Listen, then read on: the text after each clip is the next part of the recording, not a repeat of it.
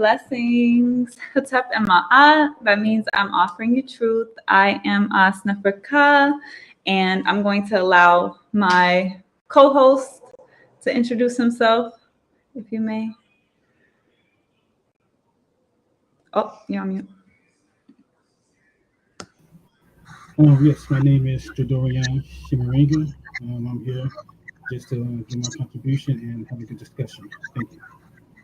All right, so if it's your first time here, welcome to Tehuti Ma'at. We are a grassroots cooperative focusing primarily on developing cooperative institutions in the areas of healing, art, and education, specifically focused on the liberation and empowerment of people of African ascent. If you're returning, welcome back. This is actually our second installment in our THNK study group, where we are actually discussing this text here, Kemet and the African Worldview, Research, Rescue, and Restoration. So we do have the link in the description. If you are watching this at any time, if you're not here with us live, I want you to go ahead and click the links in the description to get the text, and you can read and follow along at your leisure. You can also click and find our study guide in there with the study questions. So I want to welcome everyone who is here with us live. So welcome. If you are here with us live, feel free to engage with us in the chat. You can go ahead and put your comments. You can put your questions. And you can go ahead and use the hashtag ThinkGovernment if you want to make sure that we don't miss your comment, so that way we can share it with everyone who's here. So if you are not familiar with THNK is our educational platform. It's a multi-layered or multi-dimensional educational platform. It has a few different aspects to it. THNK stands for Thoughts, Hone, New Knowledge. So THNK is actually an acronym. So we have think without the I, very intentionally. So in ancient Kemet, ancestrally, vowels were not actually written. They were considered sacred. So it's an ode to that. It's also an ode to not having the I, means like kind of removing that individual perspective and having a more holistic perspective. So we'll be talking a little bit more about that, so you can know about what is our revolutionary ideology and methodology as we're discussing this text. And essentially what we're focused on right now is doing this as a study session. Now, if you join Tehuti Ma'at, our membership program, the Tehuti Ma'at Militia, does give you access to our ARC, which stands for the African Rehabilitation Center. It's our private server where we actually share exclusive content. We have different chat channels and a whole bunch of other things in there, exclusive gatherings and events that you can participate in. And some of those are the think tank. So that's another thing. So we'll talk a little bit more about that. I will allow us to just go ahead and get started today with our study questions. So if you do want more information about joining Tehuti Ma'at, you can go to tehutimaat.org/join, as you see on your screen. And we'll go ahead and get started. So just as a recap of what we've already covered, last session, we covered the first 6 sections in the study guide. So today, as I said, we're going to cover the final 6 questions in the study guide. So the first question that we have today is actually going to bring us kind of into the territory that we covered in the last study session. So I think this is a great place for us to begin. And the question is, should politics exist among the people? Why or why not? So today, as you can see, we're just diving right in, because we already kind of did the foreground in the last session that we did. We talked about exactly why this text is so important, and specifically why rooting ourselves in ancient Kemetic, not only ideology and culture, but like cosmology, and just really being able to orient ourselves to when we were in a place where we had full reign and sovereignty is very important, especially considering that our ancestors had 3 millennia of success in governing during this era, right? So the intention has been for us to build on the conversation that we started when we did the Think Beyond Two Evils panel, where we were talking about the two political parties and just this division and this dichotomy that we're, that's orchestrated and we're, being pulled into, whether we want to or not, because of the collective consciousness. So we wanted to focus on how do we actually anchor ourselves into politics from a liberated perspective. And what better way than to have a Sankofa moment, which is going back to the past to pull into the future the wisdom of the ancestors. So the chapter that we've been discussing in the text is the wisdom of governance in Kemet, right? So I'm thinking a good place for us to start here in terms of this question is actually here on this page. Let me see. Yeah.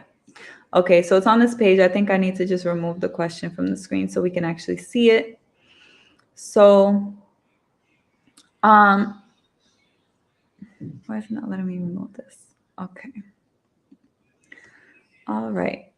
So here at the bottom of page 3, right, in the introduction, which we have already covered, this is the perfect place to just kind of set the tone for even answering this question. So the last chapter begins, like philosophy, the concept politics and its derivatives are also diametrically opposed to the Kemetic worldview.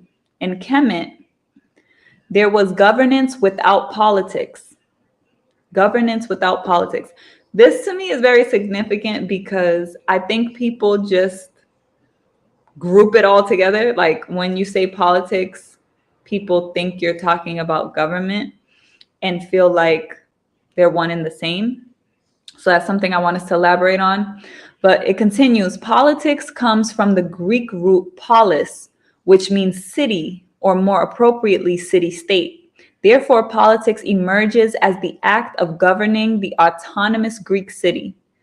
The systematic theories concerning such governance are called collectively political philosophy or political science. The central problem of European political philosophy and political practice was how to reconcile the chronic conflicting interest groups within the polis. The polis was plagued by at least 2 mutually hostile groups, the haves and the have-nots. The wisdom the Greeks used to analyze and respond to that problem is diametrically opposed to the wisdom which guided the governance of Kemet. So Kemetic wisdom of governance, which developed in the context of a country rather than a city, did not admit the legitimacy of the division in the first place. Conflicts of interest were handled through litigation of private individuals and groups rather than through politics amongst constitutionally or philosophically based power groups. The combination of the territorial state and the traditional wisdom about governance, which denied the legitimacy of interest conflict over who governs, produced a body of knowledge which was profound and comprehensive. It is with such wisdom that this paper is concerned. So, Brother Jadorian, do you want to go ahead and kick us off and let us know what your thoughts are on this question? Should politics exist among the people? Why or why not? Yeah, for sure. I'll start by saying it's interesting that we stated why or why not, because in one sense, looking at it from a philosophical or theoretical point of view, that's something that you can do as far as a thought experiment. Thought experiment. Um, but I like to be concrete and start with, although the question is legitimate, the reality is politics does exist among our people today. So my initial entering into this question would be more from a sense of perspective. So as a Pan Africanist, my perspective may be that we shouldn't acknowledge any quote unquote interest divergence, we should see it all as we're Pan Africanists. What can we do to get everyone together on the same accord? In reality, that's just not the case. Politics does exist, so it is something that we have to deal with it. So to me, it comes down to a question of um, strategy and how do we deal with, or how do we unite the different elements that's involved when it comes to Pan Africanism. Because although I don't necessarily believe that we have to be universally together in order for us to be successful, I do believe the more elements of us they get together and can be on the same accord to do work that's beneficial to African people as a whole. The more organizing there would be, the more successful victories we would have, the more we get things done. Um, Now, of course, in the context of a country, which is where the ancestral wisdom was coming from, it makes sense because the country is supposed to be seen as one. So if you have an entity that's supposed to be seen as one, you don't want any division in that, in its essence. So that's not something that you want to acknowledge. So as far as the question, no, I don't think politics is something that should exist within the context of a black sovereign. If you are thinking of things from the perspective of a black sovereign, or if you build successfully a black sovereign, then the interest should be in the interest of that sovereign, in the interest of the masses. There should be no divergence. So that's just logical. So I wouldn't argue against that. That's the way that it should be. Um, but always we have to bring it to the way things are and how we deal with that practically. Okay. So that's interesting because the way that you started off answering the question actually made me change what my answer is. Because once I look at it in the context of the question, where should politics exist? Because it does exist by virtue of, well, I wouldn't say virtue. I don't want to even put it in a Eurocentric context. But because it means it should. Like that's my spiritual knowledge speaking, right? My spiritual wisdom tells me that whatever is here should be here. And the question is then, why is it here? And if we want to change that, then how do we approach that? So initially, I'll be honest, I was going to say, no, politics shouldn't exist among the people, but I was still going to come and meet in the same middle ground with transition. Because I think one of the issues that we have is getting caught up subtly or subconsciously in the dichotomy, even though we're trying to not split things up and not have the Eurocentric perspective, is so deeply rooted sometimes that we don't even realize how we're splitting our ideas and feel like it does have to be either or, when the reality is, one, most people are existing in city states. That's not the full totality of, the makeup and the composition, particularly of the divided states, right? You do have people who are in more like, rural areas, and the environment, right? The ecology does affect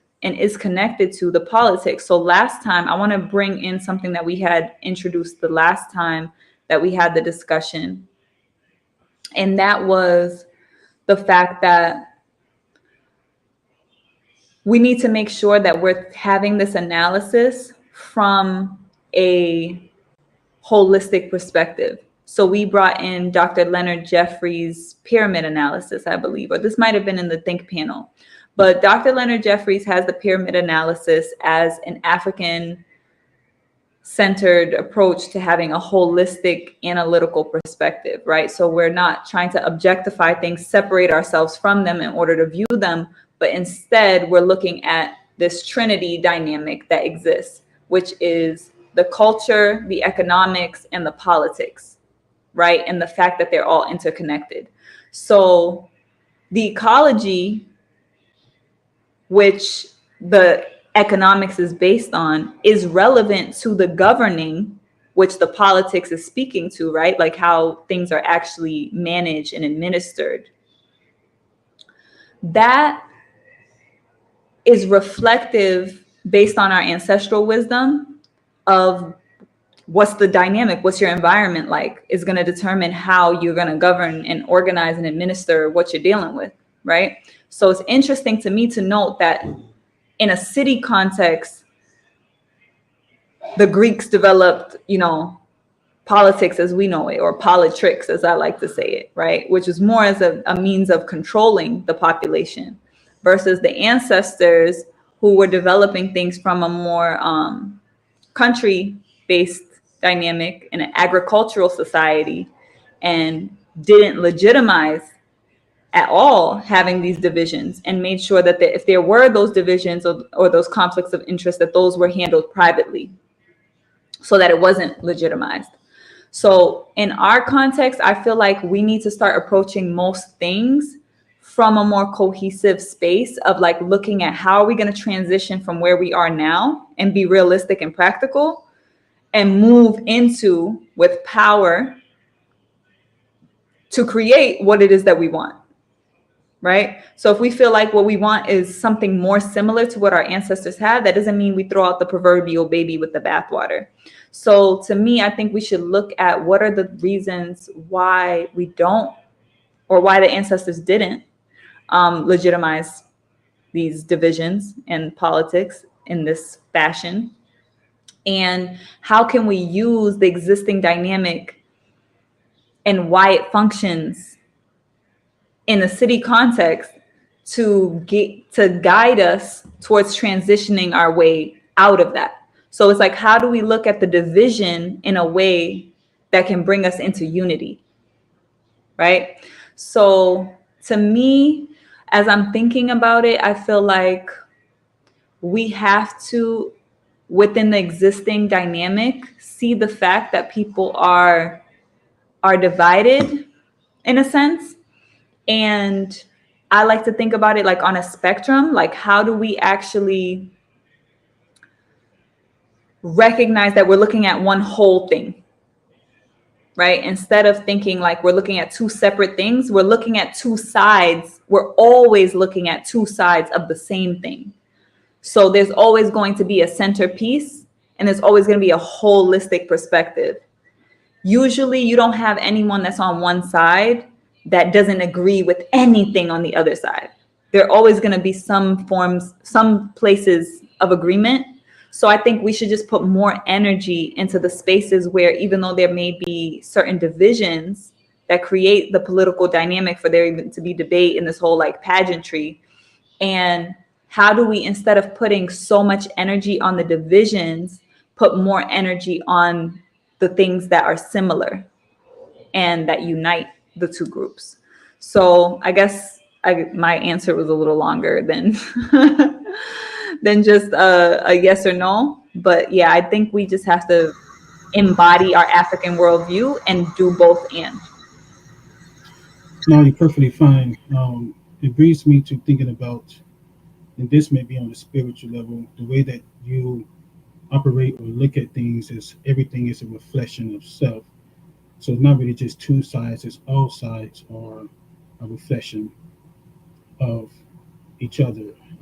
I sort of struggle with that, especially with um, some things that I've seen in this reality, some things that happen in this existence. I can't really see it reflecting any aspects of myself, but that's really a question of spiritual growth to get to that level, um, which I've seen you express in different ways, and talking about certain topics um, that I'm not there yet, but I can see it from that perspective of all things is a reflection of each other. Um, and that's pretty much what you stated when you say two sides of the same thing. There was a clip recently of Amos Wilson speaking about building on traditions, and I believe you're speaking on that as well when you're talking about Sankofa, because people do get this mixed and screwed. They think that as African-centered folks, we're talking about just living in the past as opposed to grounding our understanding of ourselves and our history to deal with our current issues as we look towards the future. So it's really about building on tradition, not just living in tradition.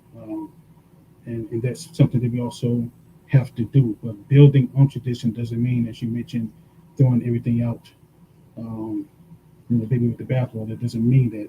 It means recognizing what needs to stay, what can be shredded, and things that we can add on in principle to continue forward. So I just wanted to say those things, those two things about seeing all things as a reflection of self, and also building on tradition is the goal. You are an African, you are Africa. You should be centered, or at least have pride in your history and culture and thought, and you should want to build on that as your foundation in a dynamic way. Hmm. Yeah, I think that's an important point to make because I don't appreciate when people are dismissive like that, as if there's no way to do both. And I think it's because we don't realize that it's not just tradition. These aren't just ideas, things that people did in the past. These are values. So they're things you have to live out. You have to embody it. It's not just something, but that's because most of us are used to people just talking about the thing and not actually living the thing. Right? And that's very different. We can talk all day about the traditions of the ancestors and what the ancestors did, but that's not necessarily going to apply what the ancestors did. And we're not in the same cycle that the ancestors were in. So that wouldn't be intelligent. So the wisdom is what we have to apply, not the exact dynamics and scenarios and, like very specific ways of applying it that the ancestors used. We have to just apply the wisdom. We have to embody those values and see how those values express themselves in the current context that we're existing in. We still have to be dynamic. We have to be intelligent. We have to be present. We can't just regurgitate what the ancestors did. So that's not our intention, even with this study. So I want to make that very clear to people watching. The whole point is to study what happened ancestrally and to think about how we're going to apply it now. So I think some of the next questions that we get into are going to touch on that also. I just want to shout out some of these comments I see in here.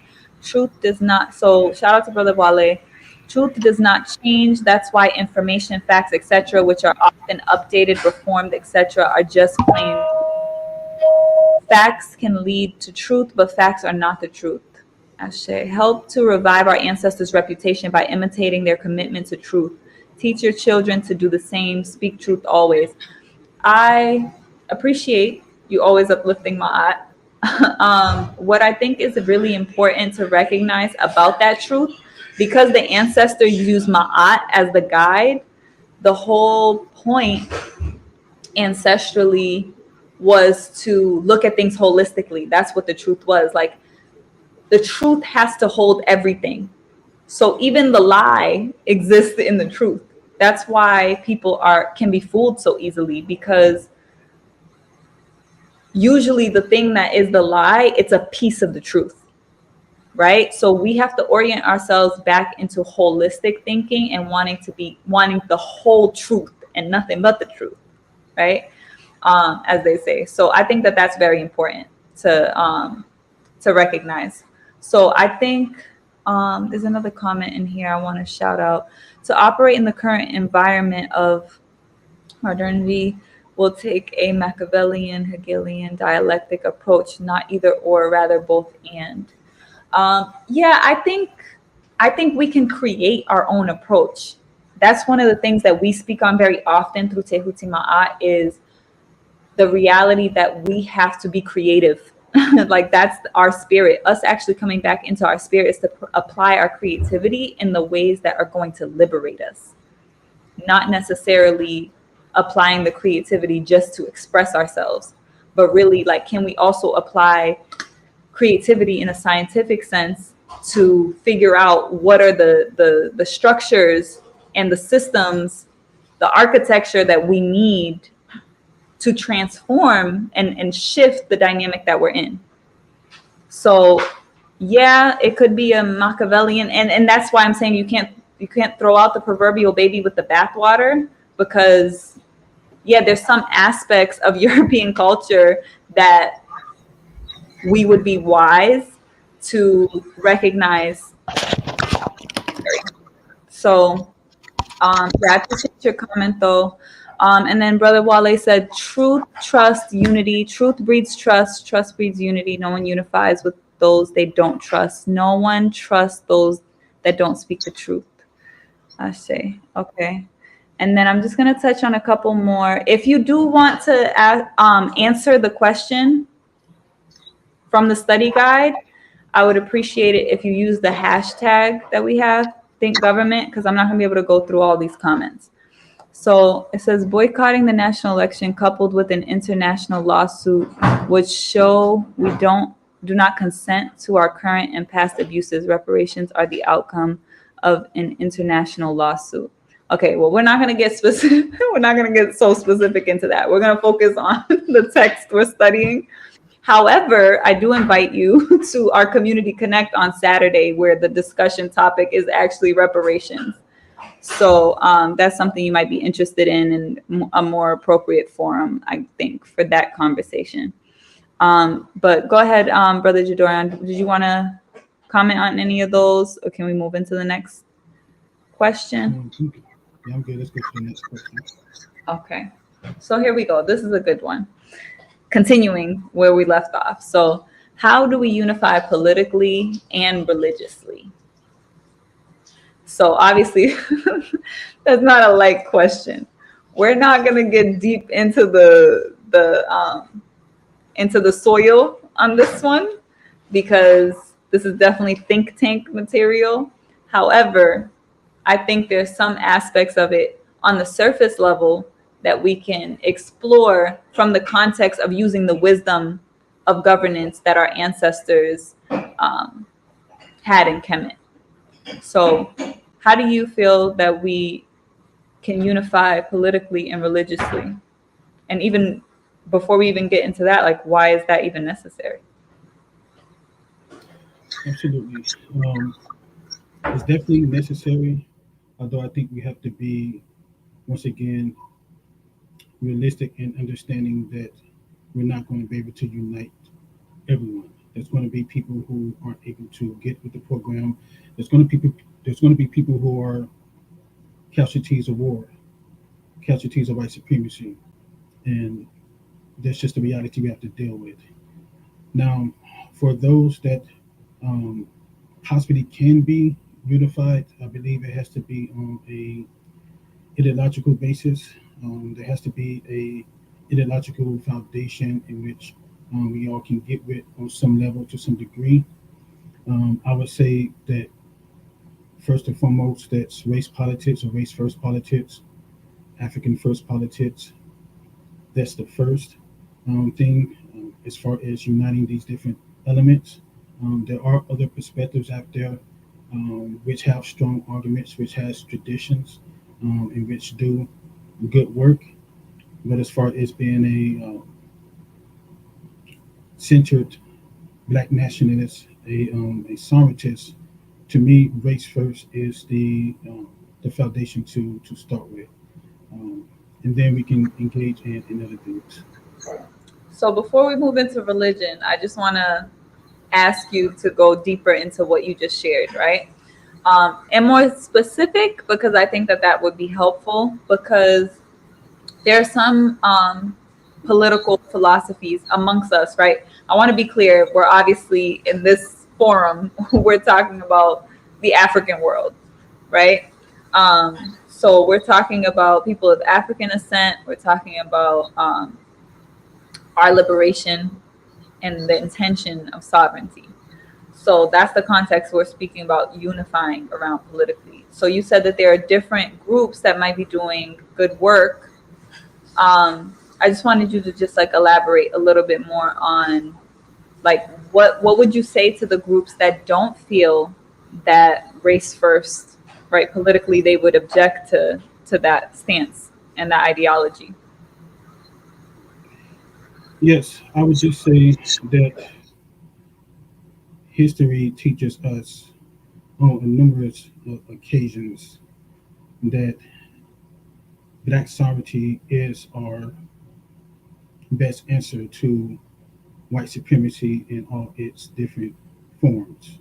Whether you're talking about patriarchy, whether you're talking about capitalism, whether you're talking about imperialism, sovereignty, particularly the traditions of Maroonage, the traditions of Black nationalists, the reality of historical events like the Haitian Revolution and others, to me shows us that it is possible for us to be um, race first and to gain our liberation through the fight, um, and that us specifically striving for sovereignty and self-determination is our best bet.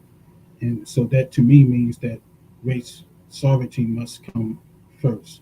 Um, Now, even in the race sovereignty's perspective, there's different ideas because there are nationalists, leftists, and there's also nationalists, African centered. To me, when you say you're race first, you're talking about something holistic.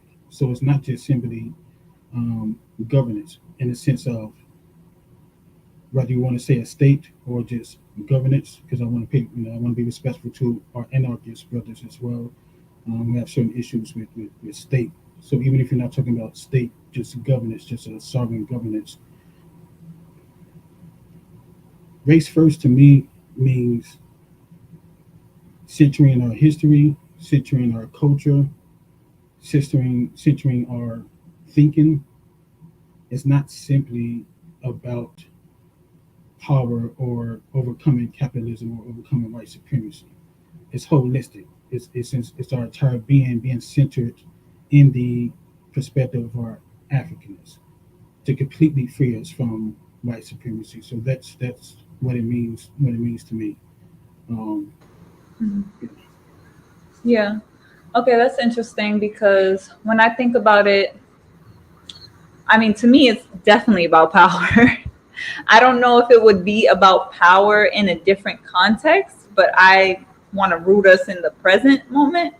And yeah, if we're not talking about power, what are we talking about? Like the whole dynamic on the planet, everything is about power, literally energy, electricity, right? So, like, when I think about our fear of that or our aversion to that, I feel like that's another story. I think that usually tends to be an issue with people who may like differ. Um, but there's also like what you said, like the reactionary approach. So to me, knowing that we need to unify, I agree with you. I don't necessarily think we need to unify with everyone, but I think at the very least, beginning with those that unite with that ideology. So one of the ways that I like to view it is I think about the body. One of the ways that we can apply ancestral wisdom, right? And this can also be how an answer to how do we unify politically and religiously. So I'm touching on both. The body is part of nature. Our ancestors had a nature-based tradition. Even temples that were built, for example, the temple of Ipiaset in modern-day Luxor, was literally based on the body of the perfect man, right? So when I look at the body as a model, our cells in our body are it's one body, we know that. So we can say that it's one thing. But the cells have to organize themselves in a certain way, right? Group themselves and be in agreement, unify, if you will, to create different organs and different systems in the body that function to allow this wonderful, beautiful, magical machine to occur or to exist, right? So I think that we have to look at humans as cells on the planet in the same way. It's fine. There's nothing wrong. We need to be able to be unapologetic about putting ourselves first, our interests and our what benefits us first. There's nothing wrong with that. So first and foremost, like nature needs to be our guide. I think coming to religion becomes a problem because it inculcates these ideas that it's putting into our minds deeply rooted that we have certain virtues and certain vices. Certain things are always wrong and certain things are always right, which inherently is against, one, nature, because that's not always the case, and two, it's against our culture, which was a nature-based culture. So the same way that I look at that, I think that that's the answer to how do we unify politically and religiously. What are the things that bring us all together? Land. So to me, as a revolutionary, I always look to the words of Malcolm when he said, revolution is based on land. So I think one of the first ways that we unify politically and religiously is by connecting people back to the land, connecting people back to nature. That completely reorients people. Like we discussed in the previous question, politics is in relation, or the development of politics was in relation to the environment that the people were in. Because we're so disconnected from the land and disconnected from the ecology and the environment and nature, right? We see how that's like all the disease that's flourishing, and it's literally an expression of that disconnect. We're not meant to be disconnected from it. Everything is connected. So we're operating in a cancerous way. So I think that we could creatively approach how we unify by looking at how we can use the land and nature as a unifying principle, which culturally would unite us, right? Because generally, when we're talking about race, we are talking about groups of people that cohabitate on in or came from or have origins from particular environments, right? That have a particular culture. I think we had mentioned before Dr. Sheikh Anta Diop's two cradle theory, and the fact that he talks about, you know, the aspect of humanity that developed in the ice and in the cold, and the aspect of humanity that developed in the warmth and the tropics and the abundance, and how that literally expressed itself through different cultural values, one patriarchal, one matrifocal, right? So I think that those are important dynamics to take into consideration. If we bring people back to the land, we have more of a chance to unify politically and religiously, because we start to connect with the natural order of how things work. We can learn a lot from how nature is healing itself to see how do we heal those dynamics. I know that's a broad answer to the question. It's not specific, but if you want to get any more detailed into that or have anything you want to say to that. I'll just say two things. I appreciate your analogy of the body because it brought me right back to the text. Because now I can see the body as the country. So the body as the country is the one thing which the different aspects of the body are a part of, and they work in the interest, or they should work in the interest of what's best for the body or the country. So that's the first thing that came to my mind, body as country. Two, I definitely agree that being on the land is definitely a way to drastically transform people. I haven't had a chance to have that experience myself, but I have seen others talk about that experience going back to the land and what that has done to them. So I agree, although I think it comes back to ideology only in one sense, which is ideology can reach further than any particular stretch of land, but land work can still season or can ground ideology. So whatever your ideology is, land needs to be a part of it, or the work lessons that you learn from the land will need to be a part of that ideology. Um, in that sense, only because I think I'm not sure if everyone's going to come back to the land, at least in the sense of having their hands in the soil, but they still may be able to relate to a ideology that's grounded in an understanding of land and etc. Yeah, I mean, I think ultimately that will be like the rift, because the reality is a lot of people will be lost to the fact that they don't want to return to the land. And a lot of people are going to be lost to the fact that they don't want to deal with reality. They're going to rather go deeper into this like cesspool and this black hole of, or I should say, this white hole of technology and virtual reality and all of these things that further disconnect us. So there is a split that's happening. and it's purposeful. Um, so I do agree with that. I think that not everybody will physically go back to it, but putting it in the context of ideology, I think it has to go beyond just the mind. That's another aspect of European culture that we have to recognize. Like it's so overly centered on the mind that the heart is missing, right? There's like a hollowness to the culture. So I think that it has to include all levels. Like it has to be spiritual, it has to be physical, it has to be emotional. People have to feel that connection, right? People have to actually like the physical aspect to me is obviously our health is one of the most important things. Like there are certain things you could get everybody behind. Like we unify politically on the things that everybody agrees to. Should we be destroying the land and the natural order of what we rely on to even exist? Who's really going to go against that? You know, like logically speaking, no one in their right mind, right? But most people are not educated to and informed on how the things that they're participating in are doing that very thing, you know, or the foods that they're eating, right? Like we are the land, right? Our bodies, when we die, we know it returns back to the land. So we have to also apply that to ourselves. How are we treating ourselves and our bodies, right? So these are the things that I feel like are worth, like ideas that are worth us working into embodying them so that we can actually unify on things that are healing for us and that are going to lead us to our liberation. For example, what I just gave when it comes to food and our health, right? I feel like those are things that we could get people to unify on. I'm not talking about policies and politics within the current paradigm. I'm talking about in terms of what's the foundation that we lay of sovereignty institutionally. What are the foundational changes and things that we know we want to eliminate? Do we want to have a system that's going to be parasitically feeding off of people's illness?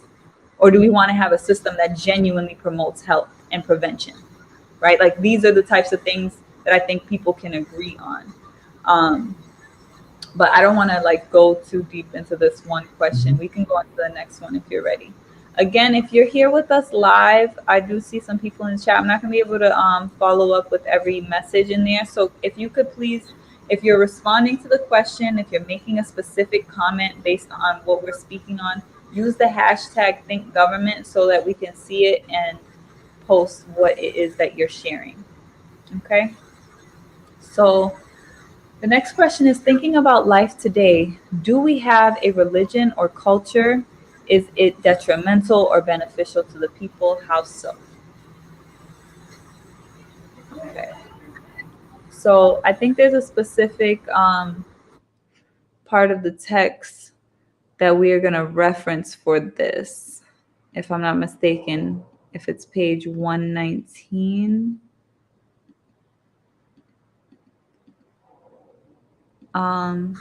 Was that your, was it 119? Yeah, it should be.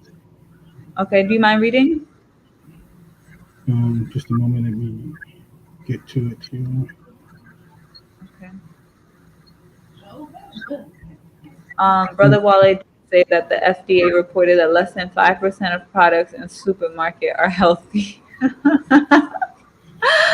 believe Like, it for sure. I like, believe it for sure. they should just call them like death stores. Like I would love to do a campaign where like all the products and the stores and everything actually said what they were selling. You know how they put farms and all that stuff on there? Like it should just have like venom, poison, like that's crazy. All right, can you Okay. hear me? Can you hear me okay? Yes. All right, so this is page 119 at the top. Let us direct our discussion on the religious perceptions of our ancient Egyptian ancestors so that we can appreciate Egyptian religious ideas and value within the context of a total cultural process. And two, ascertain how we can strengthen our protracted struggle for all African liberation by making sure we incorporate the most essential of these ideas and beliefs in our own system of values Egyptian religion, like art, music, dance, was a functional dynamic of African life. Religion was not separable from life any more than pictorial arts, music, sculpturing. Religion was life in total. The perceptions of the ancient Egyptians are still very much alive in the contemporary cultural constellations of the Dogon people, even though the Dogons are separated from Egypt by a whole continent, so to speak. The Dogons occupy Mali on the extreme west of Africa, living near the bend of the river Niger. The Dogons share perceptions very similar to the Egyptians despite their temporal separation of several millenniums. Neither geographical distance separating ancient Egypt for the Dogons has diminished the obvious similarities in their theological rationale on the meaning of life, nor has separation by several millenniums affected in any way the vitality of Egyptian precepts, which are central to the Dogon worldview. As we look at several African social institutions which developed into a viable system of high culture, first by the Egyptians, the evidence of which still survives today, we shall see that these institutions network in such a manner that to compartmentalize these institutions is to distort both their meaning and value. Example, understanding of the purpose and function of the extended family lineage system as part and parcel of the Egyptian and Dogon ancestral cults. As a system, Toteism is both the ground of and link between the African family and the ancestral cult. The ontological rationale underlying the rite of passage or circumcision is pivotal to perpetuation perpetuation of the family and its ancestral foundation. Before surveying other ramifications of the family, let's see how the extended family and ancestral lineage became an integral part of the religious process. I guess the question really just deals with the first paragraph, maybe some in the second, but the first paragraph.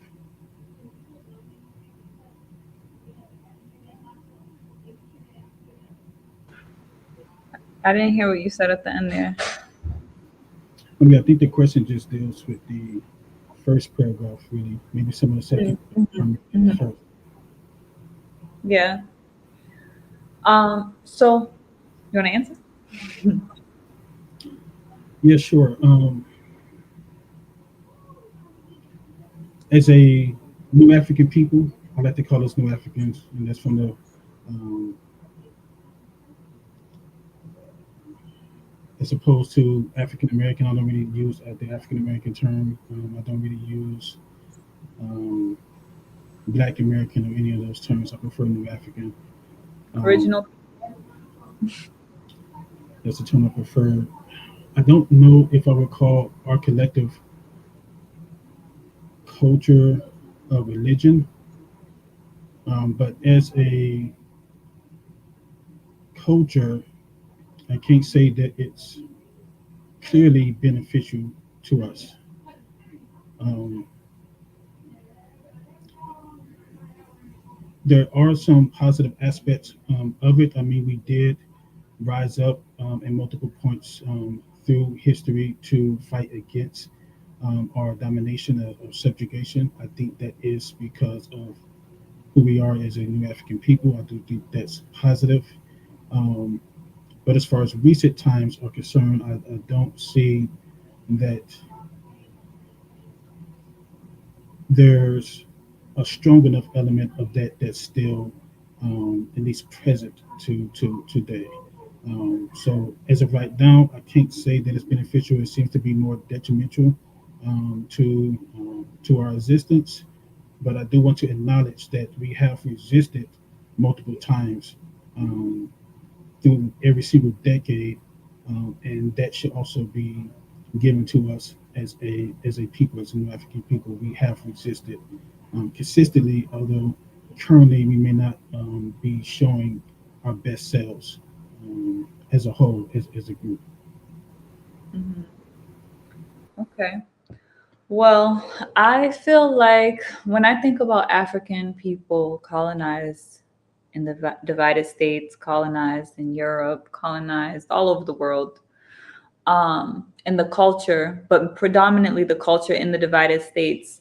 and the Africans colonized there, right? Black culture is the, you know, the leader in terms of like what's popular. Obviously that's expressed through a parasitic relationship that exists, but I think that power is something that's important to note. And unfortunately, I don't think that we're in a position of leading that anymore. I think there's too many systems that have been put in place because obviously the opposition realizes that power and doesn't want to leave that power in the hands of the people, of course, especially when the tides are turning and spiritually and just speaking on a energetic level, the energy is shifting on the planet. Like that's very clear to anyone observing and taking note of even the things that are just coming up and out and the things that are coming out of the shadows and being revealed. Like the systems are collapsing, and this old establishment is not going to be relevant. So I'm putting things into that context to say that when I look at life today, I do think what's operating as culture is also a religion. I think that the mainstream, I think capitalism is a religion. And I think that that's the main religion that people are subscribing to. Um, and I think that it comes from a place of, speaking to this chapter in particular, right? Not from a perspective of governance, but this is talking about the similarities between the Kemites and the Dogon, which are one people. Their perceptions of man, God, and nature. So I'm speaking more so from that space of like what's actually going on with us on a deeper level. And I feel like there's a void, there's a pain, right? There's a lot of this like unhealed energy from, actually being enslaved and dehumanized and brutalized and raped and all of the maimed, all the things that have happened. We are carrying that in our blood. We're carrying that in our nervous system. There's so much science that speaks to that and supports that now. So I think because of that, that's exactly why we fall prey like victims to this religion of capitalism, because we're sold the idea that our emotions, like through our emotions, that capitalism is the answer to your pain, to fill your voids, right? And it becomes a distraction when we look at these devices and the technology, even the way the digital technology is being used in this very addictive manner. When we look at the drugs, all these different things are literally expressions of people trying to escape their pain. So yeah, I think that is operating more like a religion. And it's like, I have to believe in this. Like, I have to believe in this. And I think it's very detrimental. I think it's very detrimental because of the way that it's feeding and fueling and controlled by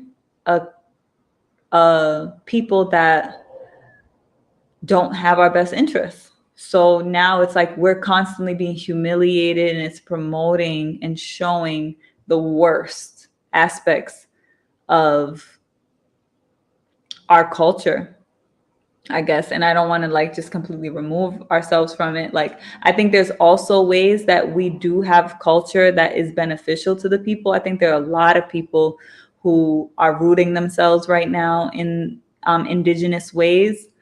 So I think that is very beneficial to the people. So I'm not going to give all the credit, but in terms of the mainstream, it's detrimental. In terms of that counter current that's happening right now, I think that is very beneficial to the people. So that's my answer. There was also, I noticed there was a question, not a question, but there was a comment that someone had made earlier that I didn't get a chance to put on the screen. Oh, here it is. All religions are simply a matter of ancestor reverence and national culture, either your ancestors and culture or someone else's. So I wanted to just speak to that because when it comes to the question, it's like, do we have a religion? Yes, but like the fact that we've been in survival mode and that's the culture that's promoted, like that's not our culture. Coming back to Dr. Sheikh and Steve talking about this two cradle theory, like the culture of survival comes from the cold. It comes from that Northern European like cultural Asili or sea. So yeah, it's operating as a religion, someone else's religion, someone else's culture. But if we don't look at those details and the subtlety there, then we're not going to recognize that. But I think all of the ways that we're operating from the spirit of abundance and not lack, right? Because even when you think about lack and all of these things, like it's again us on the wrong side of the scale. So we have to return back. And as I said earlier, I think the best way to return back is to return back to the land. I honestly think when people return back to the land, there's something intrinsically that happens. You can't put words on it. You can't even really describe it in any way. Like it's just something very powerful that happens. You have to remember we are the earth. Like it seems like this like, oh, mystical etheric thing, but it's very practical and grounded. Like there's science. So you take off your shoes and put it on the soil. There's science that shows that is beneficial to you, to your health, right, and your well-being. So yeah, um, I'm complete with this question. If you want to move on to the next one. Yeah, that's cool. Okay. All right. So our next question is, how is the idea of children being raised to fulfill their sexual role given at birth currently treated? I think that's from section or page 125. Do you remember where? Yeah, so we can read Yeah, it's that. 125. Yeah, it's 125. Just a moment. Okay, and again, to anyone who's here watching, let me go ahead and give some disclaimers because we have 3 more questions that we're covering here. So we do have our study guide and the text linked in the description of the video. So if you're just watching and you haven't read the text, you can go ahead and read the text. I highly recommend that you do. You can follow our study guide. You can look at the previous questions. While the other video is still up, you can watch that before we archive it. And that's going to be available for members of the Tehuti Ma'at Militia. Excuse me. That's our membership program. So at the bottom of your screen and in the description, you see tehutimaat.org/join if you want to join Tehuti Ma'at. So we want to encourage that. And I wanted to go ahead and just elaborate on the 3 ranks of Tehuti Ma'at. So we have the kingdom rank, the empire rank, and the galaxy rank. The kingdom rank is really best for people who just want to support the work that we're doing, whether it's this program, THNK, and all the other educational programs that come through THNK, the panel discussions and different things that we have. You can also be a supporter if you just want to support the work we're doing on the land, right? We have our Organic Food for the People initiative. We have the Tehuti Ma'at Community Garden, which is our base, our land base for that program. And we focus on education and teaching people how to heal themselves naturally, how to actually grow their own food, right? Actual agricultural skills. So I think that that's one of the ways that we're like actually creating what we're describing and discussing. So you get access to our monthly newsletter, which is called our Moonly Report. So every month we put out a report. So the October report is out. November, we'll have the November report. You'll see all of the exclusive members gatherings that you can attend. We have our Community Connect every last Saturday. So we have that coming up. I'll talk about the upcoming events at the end of the session. So we have the Community Connect. We have the Warrior Workout, which we also have every last Sunday of the month, this month, and for the next 2 months. So this whole season, we're doing African martial arts with our brother Rob. And we're also having our healing cipher in November. So every month we have a healing cipher. The one for October already passed, so the next one is going to be on November 9th. So the healing cipher is actually a healing ritual that we do to make sure that we do some ritual therapy and really go through and have the space for people in our collective to actually have the healing space to actually come in and unpack what's going on emotionally, what they're moving through. And that's how we support each other in having this like really spiritually rooted development of what we're building. So you get access to the ARC, which is our private server. The ARC stands for the African Rehabilitation Center. So that's part of our collaboration with the African War College and our partnership, which is called the Amos Wilson Collective. So as long as you're a member of Tehuti Ma'at, you get access to the Amos Wilson Collective.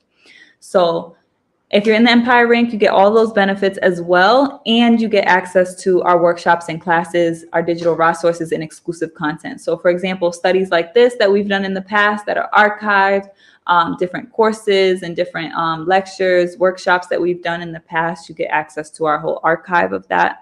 So this is great for people who want to do personal development work and really actually study and learn and get access to Tehuti Ma'at Academy. And then finally, we have the Galaxy rank, which is for people who are actually leaders or warriors, as we like to say. If you're an entrepreneur, you have a business organization, this gives you access to the actual organizational apparatus of Tehuti Ma'at. So this way you can actually contribute to our co-ops. You can be part of our accountability community through our program, Navigating Eternity, which is our initiation. And you also get a seasonal care package. So every retrograde, every Tehuti or Mercury retrograde, we send out a package. So that's 4 times a year. You do get a kit that synchronizes us all with all your spiritual tools and teas and different things, specifically based on the transit and the movement of energy and how it's going to affect you and what aspects of nature we feel and we curate are going to be supportive for you during that energy cycle. So those are the 3 ranks. So I want to encourage you to join Tehuti Ma'at if you want to go deeper into some of this knowledge and specifically the Kemetic science. So that being said, we're going to go ahead and dive into the text. What section are you going to read, Jadorian, to answer the question that we have, which is, how is the idea of children being raised to fulfill their sexual role given at birth currently treated? Yeah. I think it might be good to read the entire session because there's an entire session which is called the rite of passage. So I think it might be best for me to read that full thing if that's all right. Which section you want? It starts on What the page? bottom of page 124. At the bottom of 1. page 124, it says the rite of passage. Okay, go for it. All right, so just on page 124, it's called the rite of passage. It starts, we observed in the practice of toteism the interdependent relationship between man and nature and man in nature. So using N as an A and D, but also N as an IN. The interdependence was transposed by the ancient Egyptians to social relationship within the family to assure individual growth and development within the family, as well as renewal and growth of the family itself and the community.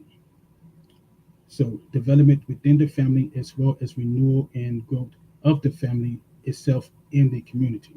The primary family unit is directly responsible for a child's physical, mental, and moral nurture and growth until the child reaches puberty. Before the child can assume the role of an adult, he or she must go through the rite of passage, i.e., the child must die and be reborn an adult. At the point where boys and girls qualify to be reborn into the community as adults, they must shed themselves of their dual or bisexual identity by being circumcised or excised.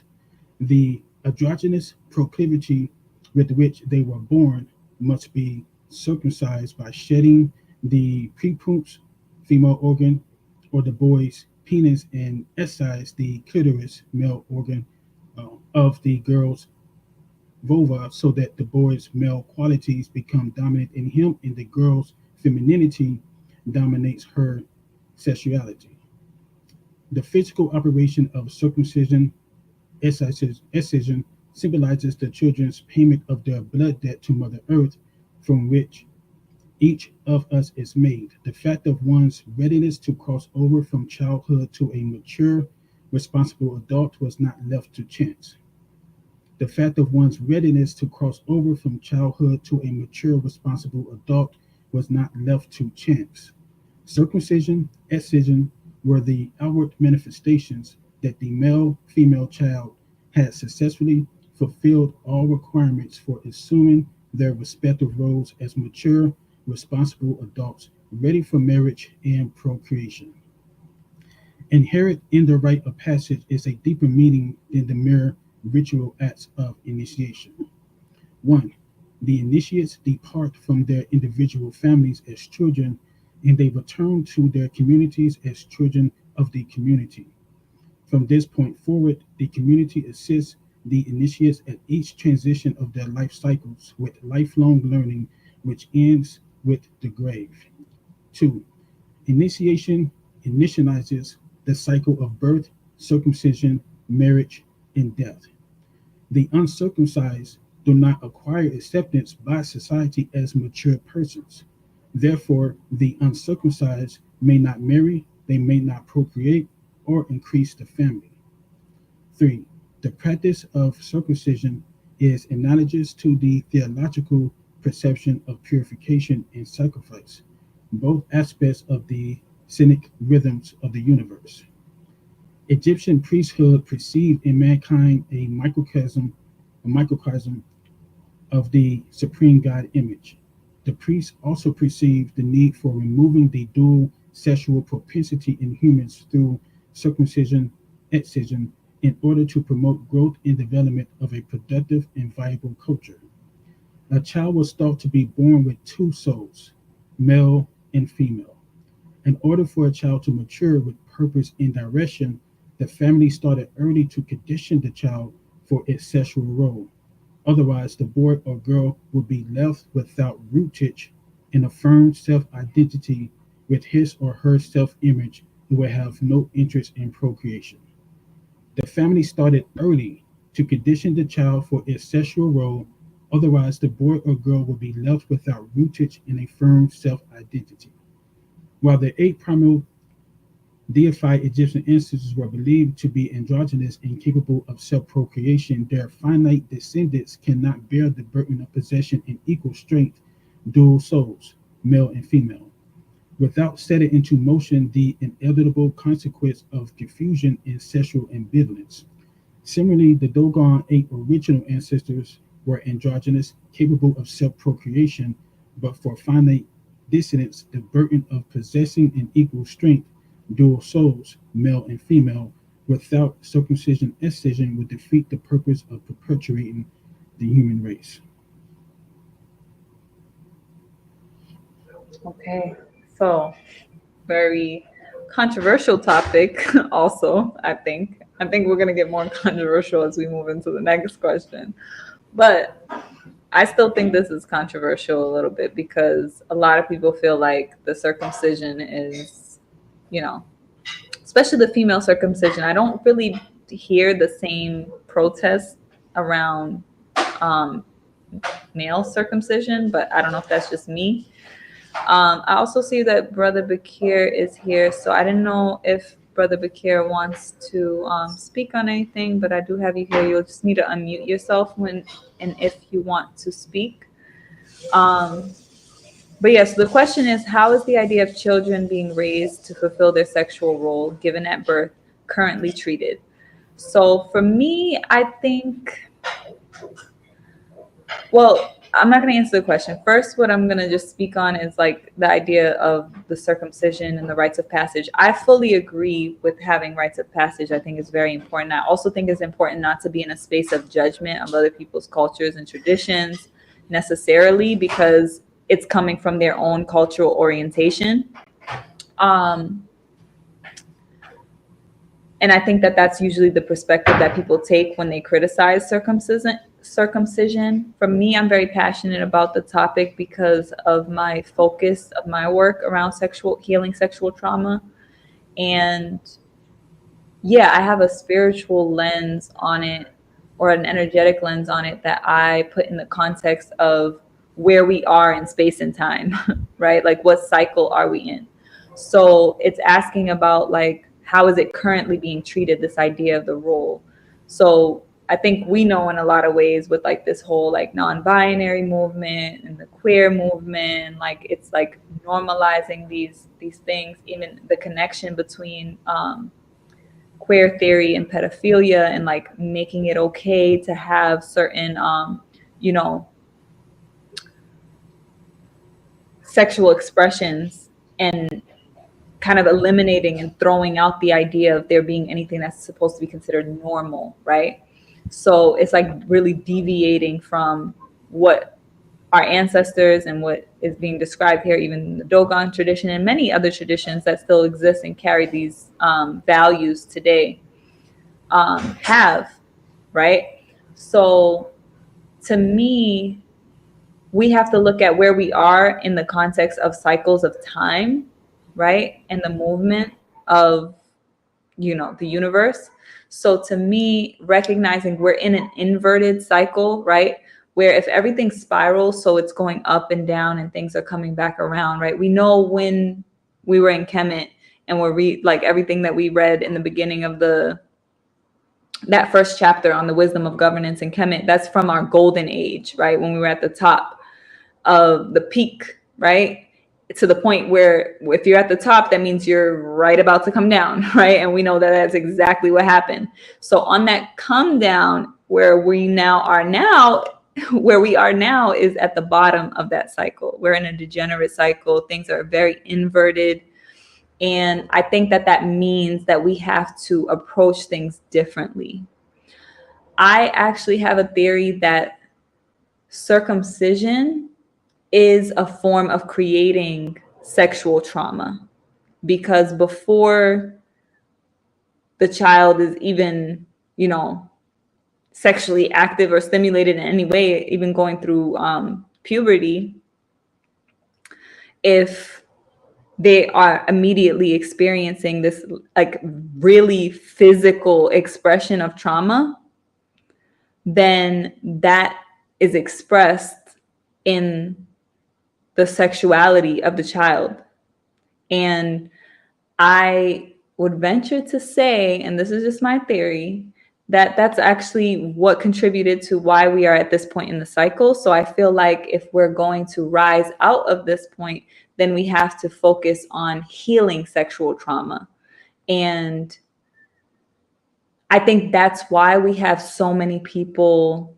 Yes, there's an agenda, there's like a kind of concerted effort and a narrative that's being driven by the mainstream. Of course, I'm not undermining that. But at the same time, it's speaking to something, and it's appealing to something in people that do desire this androgyny.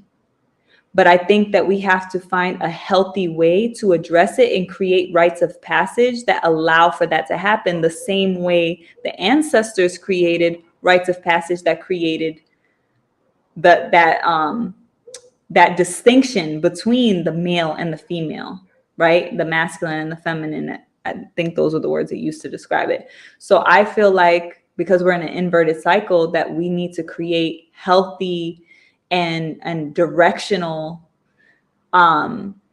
rituals that can embrace the spirit of oneness and androgyny that is innate in each person, in a way that's healthy, not in a way that's being orchestrated, in a way that's being preyed upon. Because when I think about those connections, like I said, with queer theory and pedophilia, like that's very predatory, it's very dangerous, and we have to protect our children. So those are my thoughts on it. I know that it's kind of like I touched on a few different things, but I do think that that's speaking to like where we currently are. And yeah, I just feel like right now it's being used in a way that is very dangerous and creating a lot of sexual confusion. And I think the responsible thing for us to do would be creating the appropriate rites of passage and rituals that are needed for that expression that we're experiencing right now. What are your thoughts, Brother Jadorian or Brother Bakir? I don't know if you're present. Yeah. Uhuru family. How y'all doing? Y'all hear me? Can you see me? We can hear you and see you. All right, solid. So just catching, jumping in from where I am. Um, it's a very, it's a delicate topic and subject because, unfortunately, everything that informs, most of what informs our knowledge and understanding of the whole process of um, circumcision and excision um, is from a very male dominating space. I'm not sure if it is, you know, a tradition that comes post Peckerwood, or is some things that we were doing before, um, or even outside of having any encounter with the Peckerwood. I don't personally don't have a base, a firm foundation to really speak on it, in what I've studied. But what I will say is that because it's written from what we are studying and reading is written from a context of, you know, what has um, worked for, our people from a different context, from a different intention, um, then we have to really consider what our agenda is. I think that in Kemet, you know, amongst the Dogon, you know, amongst the, the Ara people, all of our peoples, we had a certain agenda about what society was to be, and based on what we want society to be, that's how we determine the roles and functions of our children, our boys and our girls, and how they operate and become men and women. Um, we have a lot of challenges to figure out how to be our African selves in a Eurocentric context. So, you know, I like, yeah. So, yeah. So,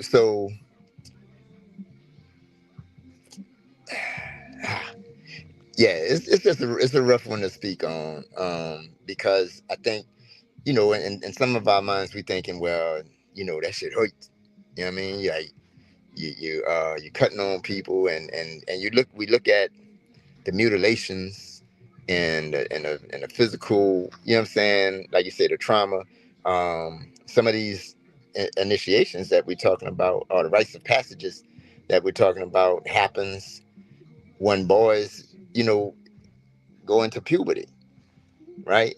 The way we've experienced it in America, our children, our sons are done, like you said, right at birth. Um, you know, I think I was like 4 or 5 years old when, you know what I'm saying, when I could remember mine, right? And it was,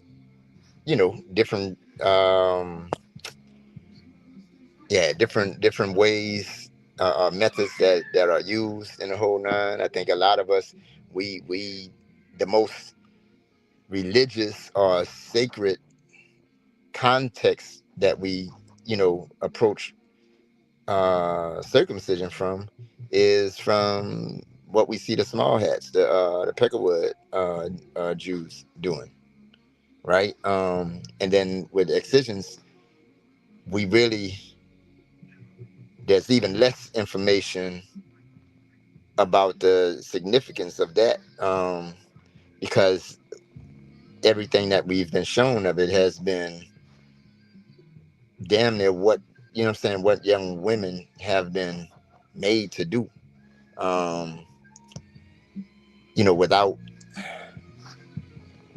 just without a choice. So um, all that to say, I'll be taking more time to you know, look into that one, consider that one, because it is something that um, is a conversation a lot of times with brothers that I know, especially those of us who have children, um, boys and girls, um, and really just understanding the whys. What makes it a sacred um, action, right? Um, or what makes it a grotesque action, um, and how does it serve us as a people, in creating well nurtured and cultivated men and women out of babies that are born. So agenda again is at the root of all of it.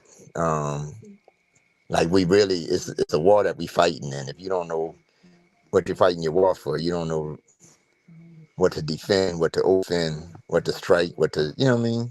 Um, so that's as much as I can say on it. Yeah. I appreciate you sharing that.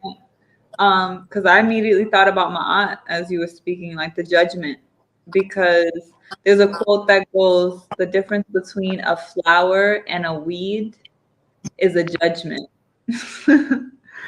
And I feel like that's very relevant when it comes to this, because I don't think it's necessarily something that, like I said, I'm not saying whether it's right or wrong. I'm saying a synthesis in my eye, right? A synthesis of, is it right for right now? Is it what we need right now? What is it an expression of in this Mhm. moment? So I think that that's also really important for us to recognize, like these traditions. Like it's important that we're not doing things just to do them because we've always done them, right? Like Right. we really have to examine like the appropriateness, and like I said in the one of the other questions we had discussed, how do we look at it in the context of the values versus looking at the actual specific thing, and how do we apply the values in the Yeah. appropriate context. Brother Jadorian, do you want to answer this question also? Yeah, sure. Um, Firstly, I would like to say, with me, I immediately see two differing realities here. And by that, I mean, first, there's the reality of these individuals do exist. That's one reality. Second is the reality that they are, as they would describe it, assigned a male or female identity at birth. And third is the reality that the culture is nature centered, so nature is primary.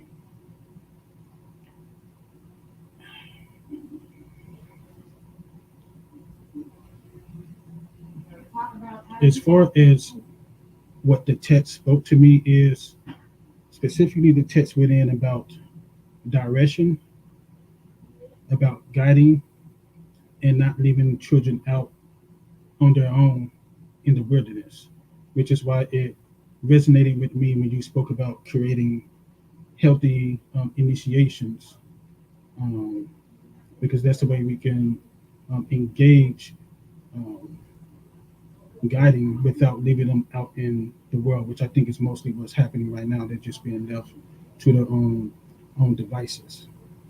Um, but I also think that the term reality is used in particular contexts when it comes to this conversation. Um, the reality is they're either male or female. So we're talking about social contexts or social expressions. political expression. Some may say, but to me, it seems that there's an issue of expression when it's a non-reality, or we're being asked to accept a non-reality as a reality, and language or semantics is being used to guide that conversation. So you can say, yes, I was assigned this at birth, um, but I'm this, and then there's literature or nomenclature in order to describe that, which makes sense, perfectly logical. Whenever you're trying to explain something, you have to have language to explain it. So it perfectly makes sense that this nomenclature has grown and is now being used to describe this reality. That's perfectly logical. But to me, it's there's still it's asking us to accept a reality that's not reality in the sense that it's not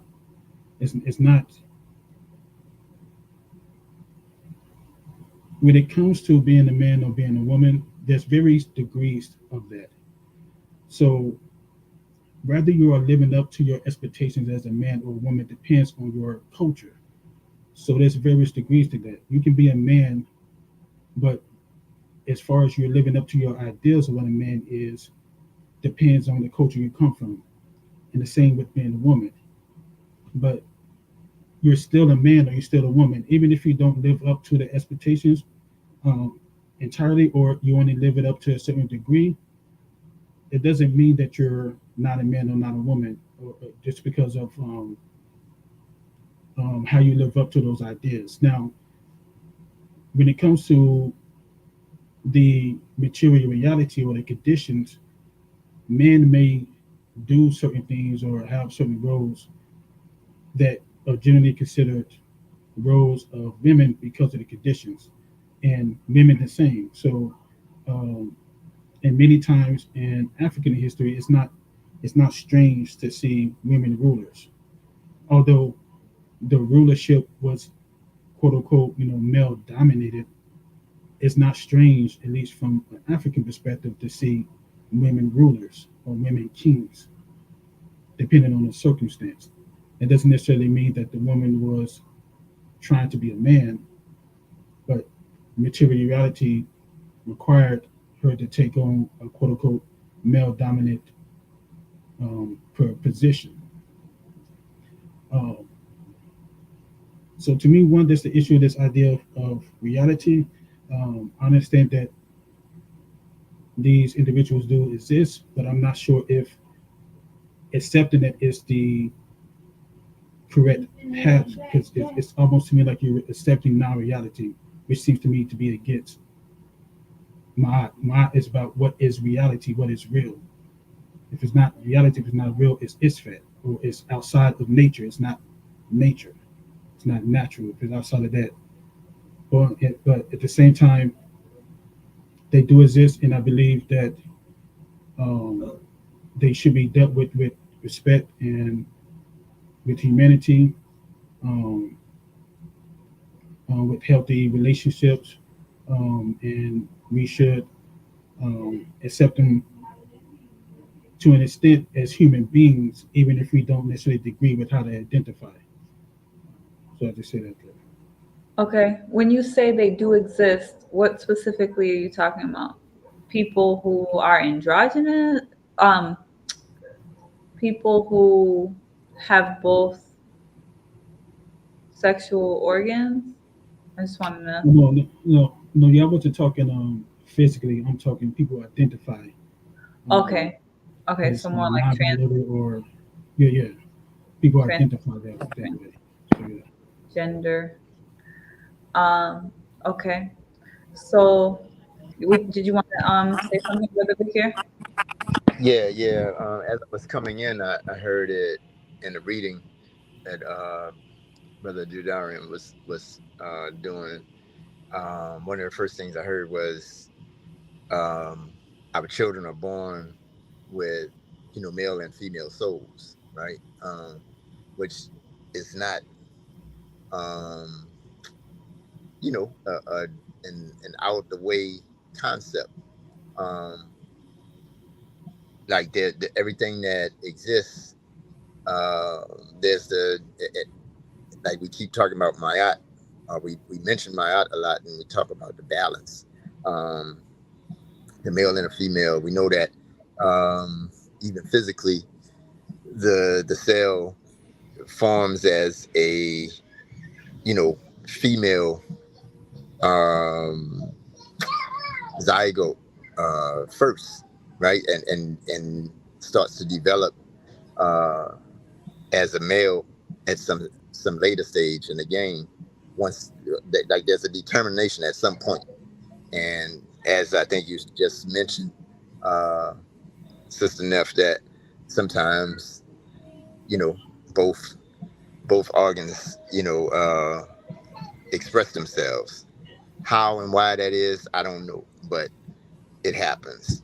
Um, but the question that's asked about how our children are being raised with regards to the sexual roles, that are given at birth. I have to go to agenda again, because we have like these days there's such a great emphasis on individualism and individuality, that it a lot of what we accept and celebrate is centered around opulence and inconvenience, and I don't want to call it irresponsibility, but um, we don't necessarily have to be responsible for anything outside of ourselves. Like we don't have the we don't develop as a people that's connected to our environment. You know how we say Ubuntu, I am because we are. It's one thing to understand that as people. It's another thing to understand that as nature, or parts of what I'm saying, the various natural entities that are around us. So it's I just wanted to, I guess, raise that up about the fact that it's in the writing. It talks about the male soul and the female soul, being there in the beginning. And so as we get older and start to grow into our roles, in the I think in the most natural sense, um, form should dictate function, right? Like if you are born with male parts, like something about your soul wanted to express as a male, right? Not to say you, and it's like if we stop feeling like we think like boys or think like girls, right? Because a lot of things that I like those who want to identify as, right? I was I was in Tampa, and I saw these two sisters walking up the street, crossing the street, and one of the sisters apparently was trying to identify as a male. I could see clearly that she was a female. You know what I'm saying? She had big tatas and the whole nine. But man, the kind of brother that she identified as, right? Like she really was putting her energy into imitating whatever she had encountered as a man, right? Because I guess those who are sissified or whatever, they say that that's their soul saying, it is what it is. I get it. Um, But even as a little boy, there's certain things about being a boy and being a man that I learned from watching other men, right? I used to tell tell one of my sons, like, you watch a pimp. A lot of pimps have real feminine ways. They hold a hand, like with a broken wrist sometimes. Um, they talk real soft. You know what I'm saying? They might wear a perm, right? But it's something about what they've experienced as young men or as boys that informs those actions and those activities. And so when I'm looking at young brothers who, on dance teams, moving, you know what I'm saying? Like something about their soul tells them, yeah, like this is how I'm supposed to move. And I'm not saying they're wrong for it. Like, I don't know. However, I am saying that as we look at our children from birth, understanding that there is that source of maleness and that source of femaleness in each one of them, then again, the gender, if we understand what we are seeking to produce as a people and want our children to contribute to, then we nurture those things to the best of our ability and cultivate those things to the best of our ability, and trust that they you know get to function properly. But Yeah. yeah.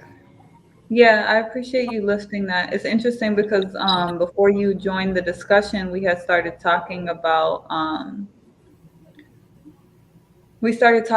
like I mentioned that I felt like what could unify us politically and religiously was land. And as you were speaking, you were saying like the disconnect from like the ecology and nature. Um, and some people will even try to use nature to justify certain things, which is interesting because it's like it does speak to a serious disconnect from nature. Um, but I do think that it's important. This is like it's such a delicate conversation. Oop, there's just a lag. So it's a delicate conversation because it's multiple layers. One, we have expressions of trauma. For example, I love that you use the pimp archetype because that femininity that's expressed, to your point, it's expressing like the exploitation and the belittling of the female that the pimp has to do to be a pimp is an expression of their trauma, right? So that hatred of the woman, but there's also, it's just an imbalance within that twin aspect of the masculine and the feminine within them. All of those things are cultivated in us as we're children. So that's why I'm saying I respect some of these traditions that were created specifically to make sure that children were being raised to fulfill their sexual role. My only thing that the caveat I'm adding into it is what do we need now? Because we're in a situation where yes, there have been extremes where it's like, oh, boys don't cry. Like I literally was just talking to my cousin whose sister just transitioned, and someone had said to him at her funeral ceremony, men don't cry. You know what I mean? Like it's just like those types of ideas are why we have a generation rebelling against those things. We've seen what that has created. So that's why I'm saying we need rituals and rites that are going to honor that. You know, in Kemetic science, sometimes you'll see the principle of the mother, which is known as Mut, literally shown with an erection. Not because it's literally the principle of the mother. It's showing that that masculine energy is within her. She's generating it from within herself. She can literally birth a man. Right. So I think it's important to recognize when some of these things are expressed symbolically, and then thinking about when it physically manifests that way, right? If someone is born with both male and female organs, then in that case, I feel like it's not many people that are born intersex, right? And when they are, even in indigenous traditions, they had very specific roles and positions within the culture, within the village, the tradition honored that.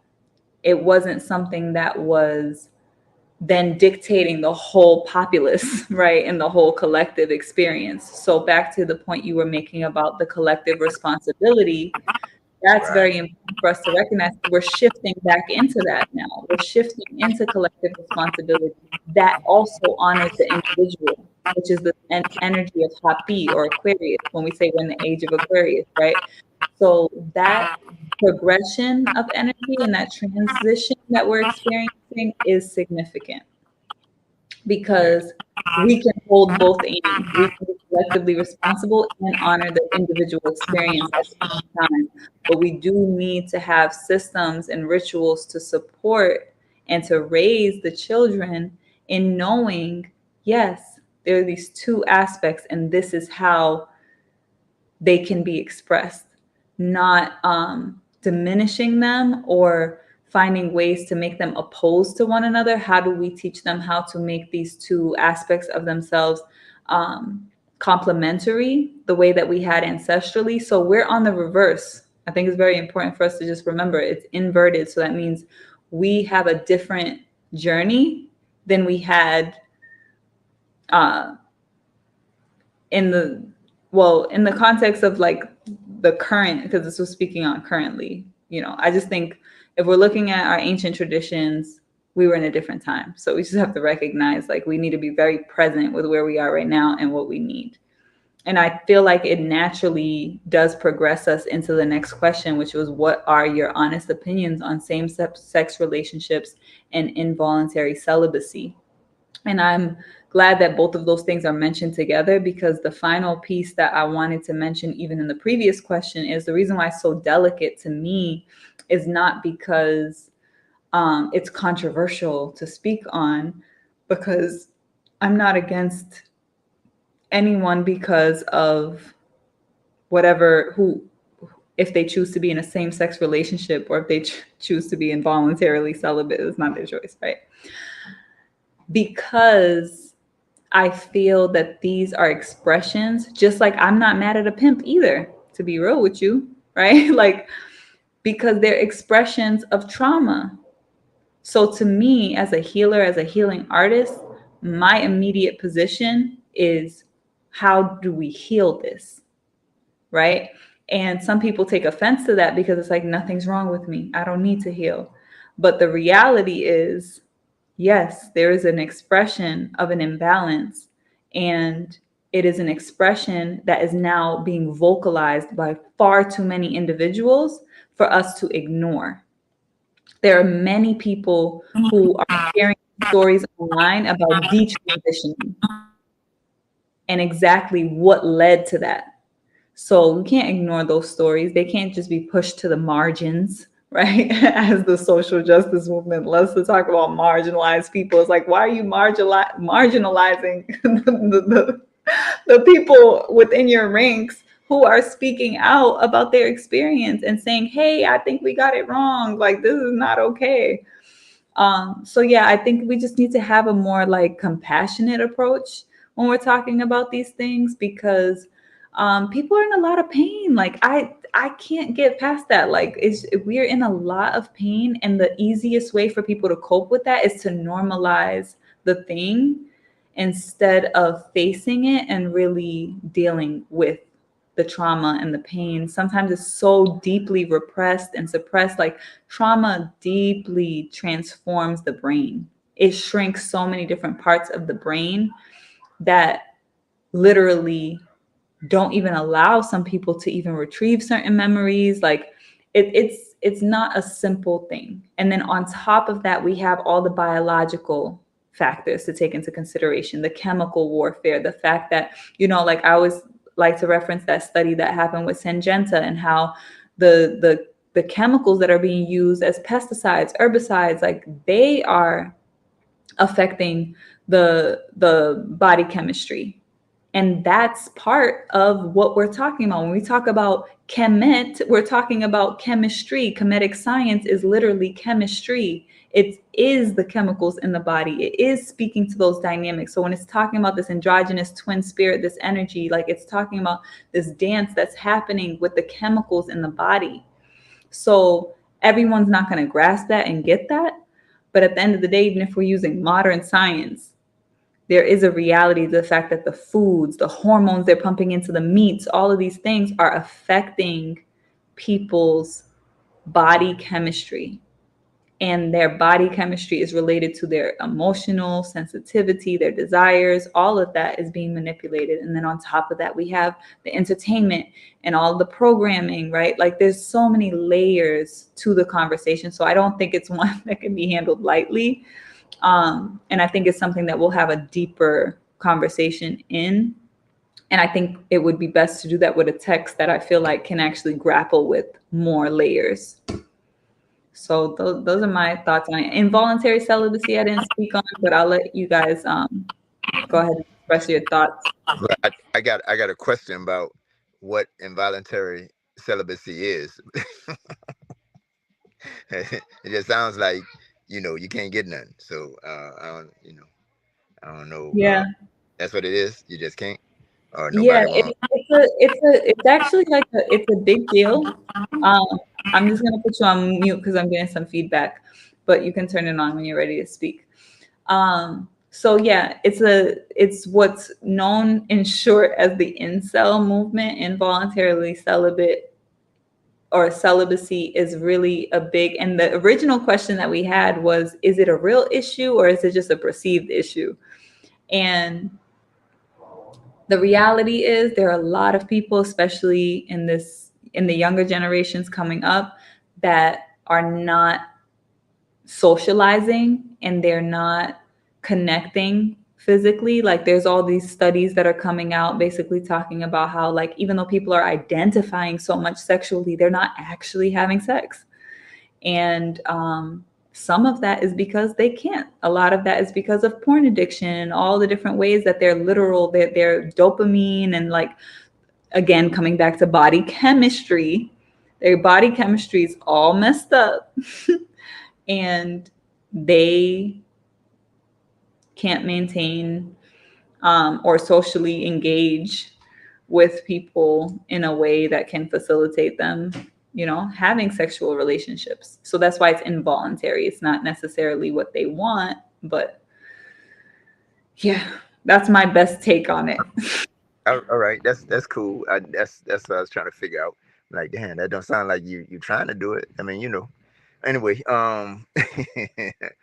so the interesting part of all that is, I have a daughter who's artistic, right? And we know that, uh, so it's controversially we talk about the idea of autism being a consequence of um, these ill vaccines and stuff that are had, right? So my daughter, most of my children either receive very few vaccines or none. But this one, she was born prematurely. So I know, and I know her mama was also, we were fearful of her dying. So whatever the doctors were saying and pushing, we was like, all right, do it. Right? Damn near. And so I know she received the like most vaccines of any of my children. Um, and I bring that up because if you talk about the idea that there's so much autism and so much special needs, uh, behavioral, um,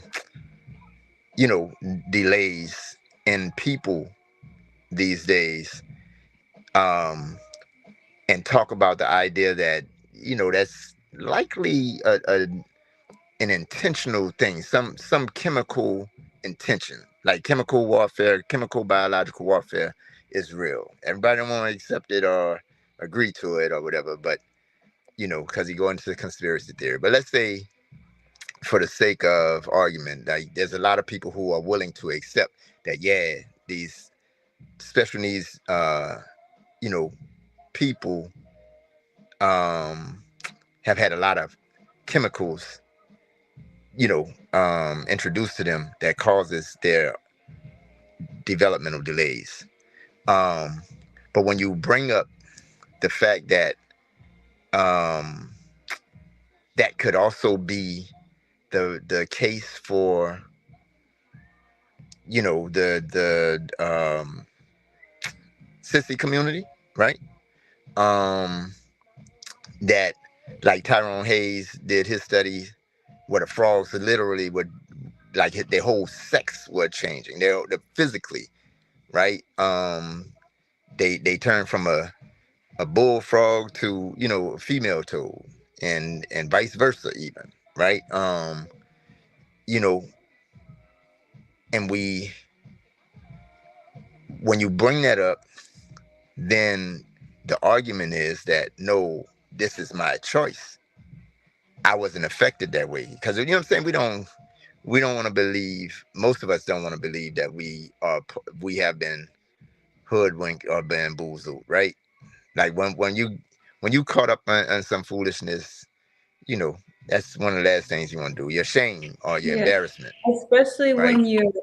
when your whole identity is now like rooted in that. Right, right. And so I've had these conversations. That's what I'm talking about. I suggest it often, right? Like, you consider, like, there's something that's pulling, what I'm saying, your sexuality in the way that it is. You know, back in when I was younger, the what do you call that? Desert Storm. They had what they called, or what we called on the street, the sissy bomb, right? That America was using against the Middle Easterners. That disrupted their opponents, their adversaries, or disrupted the military soldiers of Saudi Arabia and all those, that made them start to feel a certain way for one another as men, right? To be able to you know go over and um exercise their power, so to speak. That's So it's great. interesting. Yeah, Sorry yeah, to yeah. No, just you to good. You good. water what you just said a little bit. That's very interesting. Like the direct um, fact that it was used in military warfare. So that's something I definitely want to look into more, because I'm of the conspiracy theory that this is not an accident. I think that these chemicals are intentionally being used to cultivate So, our crops right, and poison the food, essentially. right. And but it to those who are caught up in that world, or in those identities, it's hard to make those arguments, right? Like you said, that's what they identify as. Brother Jay with X Clan um had a song. uh that's one of the first things that drew me to the knowledge of it. He had at the end of the rhyme, he said, not at the end of the rhyme, but in the rhyme, he said, sissy bomb is coming, but that's another story, right? And I'm like, what's the sissy bomb? You know what I'm saying? So, and I'm like, this I'm a upper teenager at that time. At any rate, it's it's it's those things that are actually, as Brother Jordarian said, actually real in our experiences.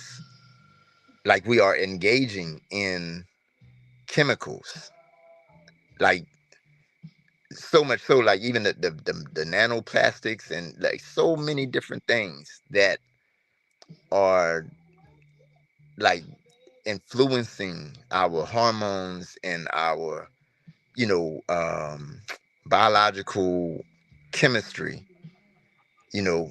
um and of course in science they don't really talk about soul and spirit, but from an African context, that's what we talking about, soul and spirit. um so to answer the question, my opinion, if you will, of same-sex relationships, um they don't make sense to me, right? But you know, I'm who I am. I think that like I appreciate, I know some brothers who have adopted, you know, children who are, orphans. They taking good care of the children. Um, don't think that there's any, you know, uh, fondling and molestation going on, to my knowledge. Um, the two couples that I know well, they, seem like solid dudes. And I also know some sisters who have done the same thing. Um, so I think what we have to consider, like you said, what is our what are we doing? What are we doing it for now? Like, okay, traditionally this, that, and other is done, but what are we seeking to accomplish now? And like I tell my children a lot of times, like I got a partner. Like I swear, this dude, we were crosstown rivals, connected at 10 years old, became best friends. Like this is my brother. Like, as they say, freaking frat or whatever you want to call it. I love this dude, like to the depths of me.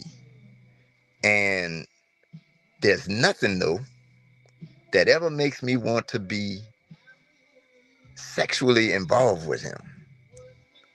So that's where, like, like the same sex relationships, we all have same sex relationships, but when they become sexually committed relationships for the sake of what? Like I got another friend of mine. She uh I got a friend of mine. She wasn't always sissified, but then became and got married to a woman who identifies or expresses as a man, but she's clearly a woman. I know, like you could tell. Anyway, um, she we were talking, and I'm I'm I'm gentle. I love my people. I love her, so I ain't trying to like just be rude and raw in the whole nine. But I'm saying, like, one of the things I said is that you know men men can have intercourse, but it's not proper intercourse because you ain't really you're not about to produce. You know, you're not about to produce new life. You going in whatever hole, you know what I'm saying? Like you can stick your dingling in the sock, and anyway. And then I say with sisters, it's really just external masturbation. Like it's not you know what I'm saying? It's not intercourse. Even when you get the prosthetic, like strap on or whatever, like there's no true. I'm not gonna say there's no energy. Um, yeah, I'm not gonna say there's no spiritual energy being exchanged because I don't know, right? That's um, but there certainly is. Yeah, it's not. it's not the life producing spiritual energy that um, exists between a man and a woman that is necessary, you know, for new life. So, for what it's worth, same sex relationships, like, if it's certain things that you do in your companionship, that's part of your happiness. I'm just like, if that's your partner, that's your partner. Like, you know what I'm saying? But, and then again, the other part is everybody don't want to have children. Everybody don't want to have a family, so to speak. Right? Um, and that's why I also say, like, we have to consider the individuality or the individualism of our choices and our decisions. Um, because if you're not doing it for individual, you know, gain, and you considering, the whole of your um, community and people, then you understand you have a role to play towards maintaining, you know, our forever, our foreverness, if you will. So I'm starting to feel like I'm rambling, or maybe the Okay. baby. Well, thanks for sharing your opinion. It's one of those conversations where it's like I could keep going because like I like to interrogate it. I like to get into the whys and all of that. But I want to let Brother Jorian answer this question, and then we'll just touch on our final question.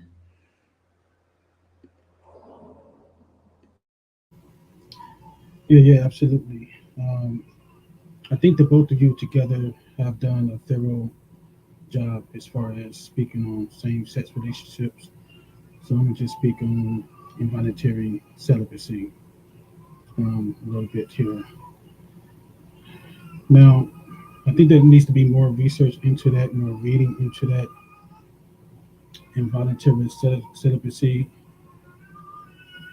But clearly, off top, to me, this is just another way that white supremacy attacks the family, attacks the community, attacks the struggle.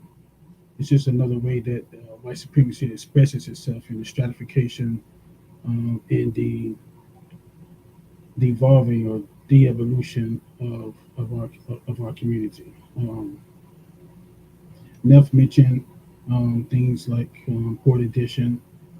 Um, I would include things like consumerism, capitalism, individualism, which Brother Bakir has been speaking on. Um, and also earlier, because I would tie it all in, earlier we talked about um, capitalism, or Neff spoke on capitalism being a religion. Um, I think these are some of the effects of that being the dominant reality that people have to live under. Um, it's also anti, or it fights, or it goes against the tradition of the family unit, because culturally speaking, communities came together and made sure that um, families within the community and the community itself procreated and produced um, relationships, healthy relationships between man and female. So if you isolate individuals to a point where they're not able to have healthy sexual relationships with um, the opposite sex, to me, that is positive from the perspective of the dominant culture, um, because it's not positive if we're able to continue to have healthy children and raise them to fulfill their roles as men and women within society. That's not something that's good for white supremacy or capitalism. So the fact that involuntary celibacy is a real issue to me just shows how effective white supremacy has become, how deep rooted it is, and how much of a bad situation we're in currently. When you have something like involuntary celibacy, people as a whole is in a bad situation because that generally shouldn't exist if the community is healthy. Um, so yeah, okay. Okay. All right. I appreciate that. I will, though, challenge us to take our power to define the systemic, organized, you know, body beyond, you know, the idea of supremacy, because like I always like to reference my spiritual father Baba Heru always said it's a presumacy, it's a presumption, it's a white presumption of supremacy, so that we recognize that that's not the reality and we use the power of our words not to declare that. So that was one thing that just, kept striking a chord every time you said it, because I think there's so much power in us saying that, and I think there's a lot of power that comes from the discipline of us finding other ways, like, and that always came from my elders. My elders are why Tehuti Ma'at defines revolution as healing, liberation, restoration, elevation, expansion. Because when an elder challenges me to say, "Oh, well, what do you mean by revolution? Everybody talking about revolution, but what do you mean?" And I'm like, "Okay, well, what do I mean?" And let's be clear about that. Um, but I'm not going to shy away from the word revolution. And then also, like, another elder, Mama Ma'a, whom many people know because she was married to Dr. Sabi for 30 years. She challenged me on, the powers that shouldn't be. And she was like, "Well, they don't have the power; it's our power." So that challenged me to find another way to express it. And I'm like, "Oh, the parasites that be, right? Because they're feeding on our power." So I just want to present that as well to everyone thinking. The whole point of think is for us to, you know, take these thoughts into a way that they can generate power. So I wanted to just like express that piece as we transition into our final question, which is about the question is understanding the impact of the symbol of the swastika today. Are we fighting hard enough in the realm of ideas and symbols, the spirit realm? Do you want to read a section, the section in here specifically about the swastika? Do you remember what page that's on? Oh yeah, it's on page 128. Um, Okay. so I just read this part here. So partly because climatic conditions have not been very charitable, where patriarchal societies early took root. Neff was speaking about this earlier. Land, for example, is viewed as real estate rather than a gift from God to be shared with others. Land must be subdued, forced to yield bounty. Private ownership of land becomes a logical consequence. The propensity towards conquest becomes a way of life. A goddess had no place in a thoroughgoing theology of monotheism. As a matter of historical fact, the demeaning position of women in such societies permitted only a very late rise of women to prominence in the political life of such societies, and that by exception rather than by rule tradition, rule of tradition.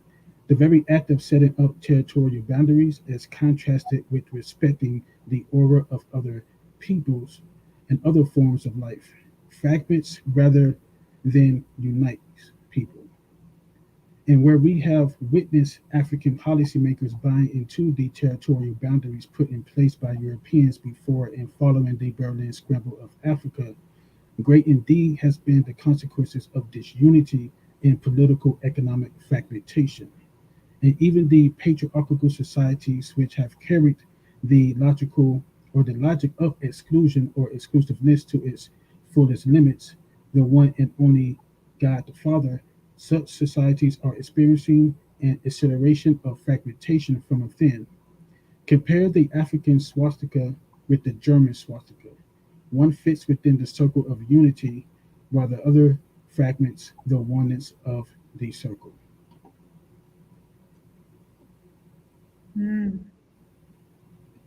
Okay, I'll put the question back up here. So, I mean, as far as I'm concerned, I'm fighting hardest in the realm of spirit as my primary battleground. However, as a collective, no, I think that there's so much reactionary. Yeah, there's just a lot of reactionary, like dealing with things down here as they happen versus taking the higher ground or the Heru's eye view, right? That falcon bird's eye view that the spirit allows us to take, right? And the falcon or Heru symbolizing the higher self, it does require for us to get out of that reaction of the lower self, right? Which is the lower expression of the energy in the body, which is still spiritual. But we have to recognize that this is where, you know, this is where they dominate or their culture dominates. And this is where our culture dominates up here in the spiritual realm. And everything happens in spirit first and then it takes form in flesh, right? The same way we have to acknowledge that Europeans are still children of Africa, right? Like they're still, um, Africa is still the cradle of life. So I think part of it comes back to us taking back our proper position and not constantly trying to react and fight back for like approval and, you know, and sometimes it's very subconscious, but I notice that it does come back to our healing and coming back to the trauma and all the things that we have to face and deal with, these emotional wounds, because those subtle and subconscious emotional wounds, in my opinion, have been why I've witnessed many people, predominantly men, um, approach revolution in a very reactionary way that doesn't allow for a holistic transformation process that has to happen so that we focus on what is needed in the realm of spirit, because those things that are there in spirit that people are not conscious of are what's going to manifest themselves in the physical reality. So I think, yeah, there needs to be more focus on that. And I think one of the ways that we can do that, which isn't part of the question, but one of the ways that we can do that is by using the physical reality to support, like a bottom up approach, right? Instead of a top down approach, a bottom up approach of using the physical reality and the physical body, right? Our health, our nutrition, right? Purification, detoxification, like those are ways that you honor the physical expression to then inform a spiritual elevation and give you more capacity to hold your spirit in your body, to welcome your spirit into your body through purification.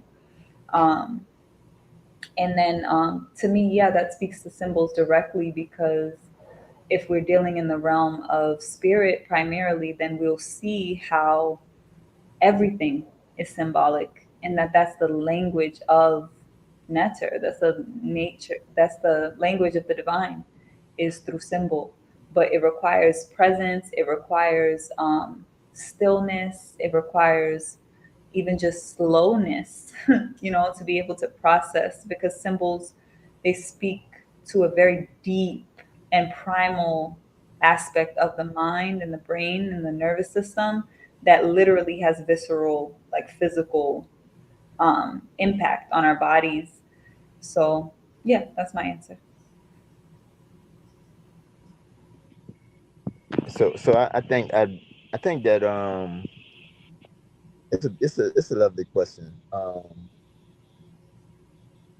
Where our challenge lies is um the fact that the African context or the African use of the symbol of the swastika is about how life is unified, which is, you know, juxtaposed 180 degrees in the opposite direction of the peckerwood with the way it's used to compartmentalize and categorize.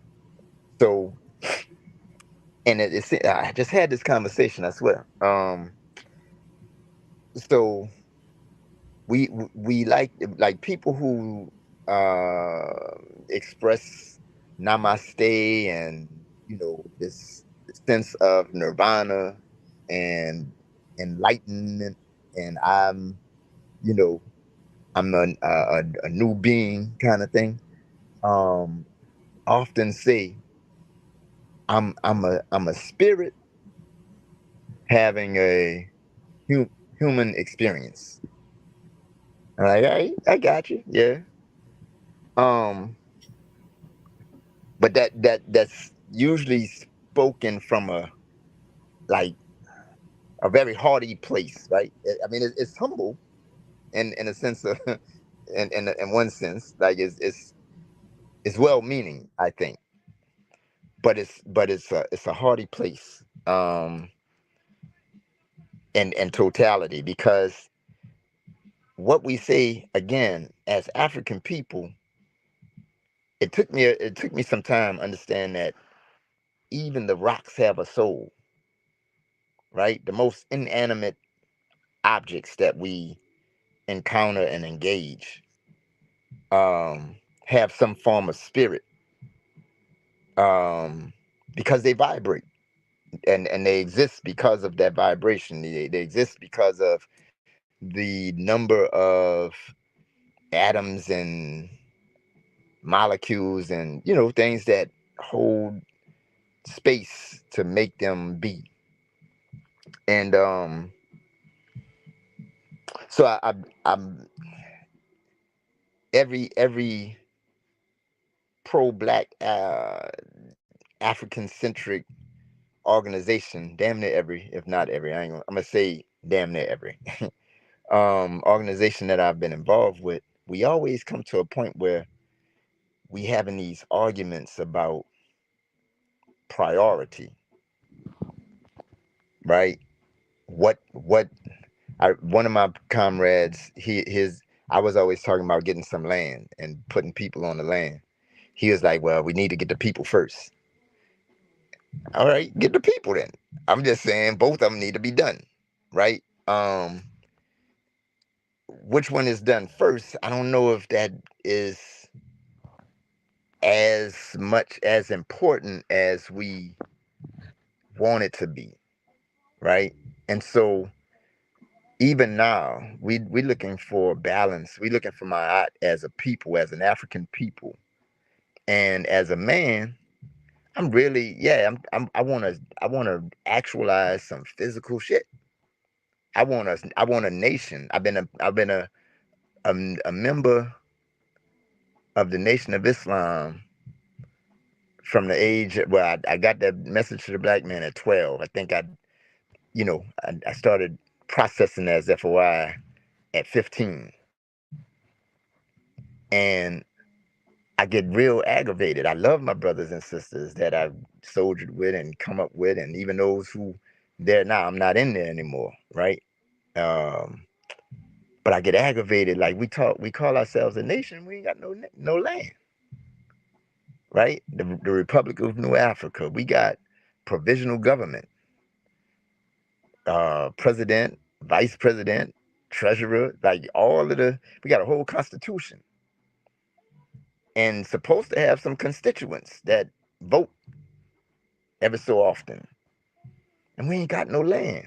Like we not a country, right? And for some of us, it's like, yeah, we needed to do that first. Okay, it's done now. Um, I just I in a sense of the swastika, the unification of our movement. You know what it reminds me of? Like thinking about it, Sister Neff, when a set when our set went back and gathered up a saw with everything but his phallus, put it all together, laid him down, right, and then hovered above him to to to reestablish, to establish and create, you know, the reality of nature. It required that spirit, like it required all of the physical parts of a saw to be in place, and then that spiritual dingling, if you will, right, to rise up. So it's both of them. Like, I don't know. Maybe she could have put the spiritual dingling first and then got him there. Bottom line, though, it's we don't have. I have a tendency, when I rap with my comrades. I'm like, just do your part. Then, if you don't like what's being done, or you don't think that what's being done is the proper thing to be doing at the moment, um because you think something else needs to be done first, then go do that shit, right? Voltron, I was with, yeah, I I thought I saw a statue of Voltron over the weekend, but it wasn't Voltron. But I'm saying Voltron was 5 different lions, mechanical robotic lions, that came together to make this larger, lion warrior. Feel me? Like, if we get into the we like to get into the argument of, well, no, don't bring the black one in first. Like, we need the red line first. No, we need the yellow line first. You know what I'm saying? Like, just bring the fucking line. Excuse me. Just bring the lions together, right? Understand the necessity and the usefulness of every aspect of who we are, the unifying nature of what we need and who we are, and how we need ourselves, and allow those things to manifest the way they need. They, like, you know those who have the sense of urgency to really address and deal with certain aspects, let them do that. But what happens is, in a very Eurocentric way, the compartmentalization of our unity, of our circle. We judge each part of the circle. Man, your arch is crooked. You know what I'm saying? You got a crooked ass curve. That's the expression, that fragmentation that we create externally, or people who do that create, is a reflection of an internal fragmentation. So the pieces of the self do have to be remembered and put back together in order to be able to see that and value. Okay, you got that, great. You got that, all right. And it not Exactly. an issue. No, I agree. And, Hmm. and and so what I'm saying is, like on this land movement we're doing, I don't really care about the law personally, right? But I'm not gonna be like, my people should not expect me to be going to try to figure out how to write the right legislation for, like, if the laws that I'm gonna write is gonna be about how we govern ourselves. I don't care what the Peckerwood law is in that sense, right? And I do understand that I have, I'm saying, we have to be dealt with necessarily at some point or another. So I'm saying those who have the that in them to do the law stuff, go ahead and do that, because I also want us to not have to deal with, we shouldn't have to fight unnecessarily, right? Hmm. And so I'm not going to get in the way, of those who do the work to, you know, get the land laws, or the laws of the land within the context of America. I'm not going to fight with them to get that right. I'm not going to get in their way, if you will. And I'm going to Mm-hmm. even help and support where I can. I'm just saying I'm not about to spearhead it, right? Mm-hmm. I'll be on the side of that, like the Amos Wilson used to say, the law is only as strong as those who enforce it, right? So I'm like, whether I got a law that says this is, Sianda land, or whatever, I'm gonna defend this motherfucker. Mm-hmm. You know what I'm saying? I'm ready to defend it, as because it's mine. It's ours, not mine. It's ours, right? And so again, just what you said, we do have to get our own compartments right, and Yeah, we go it's ahead. the angle.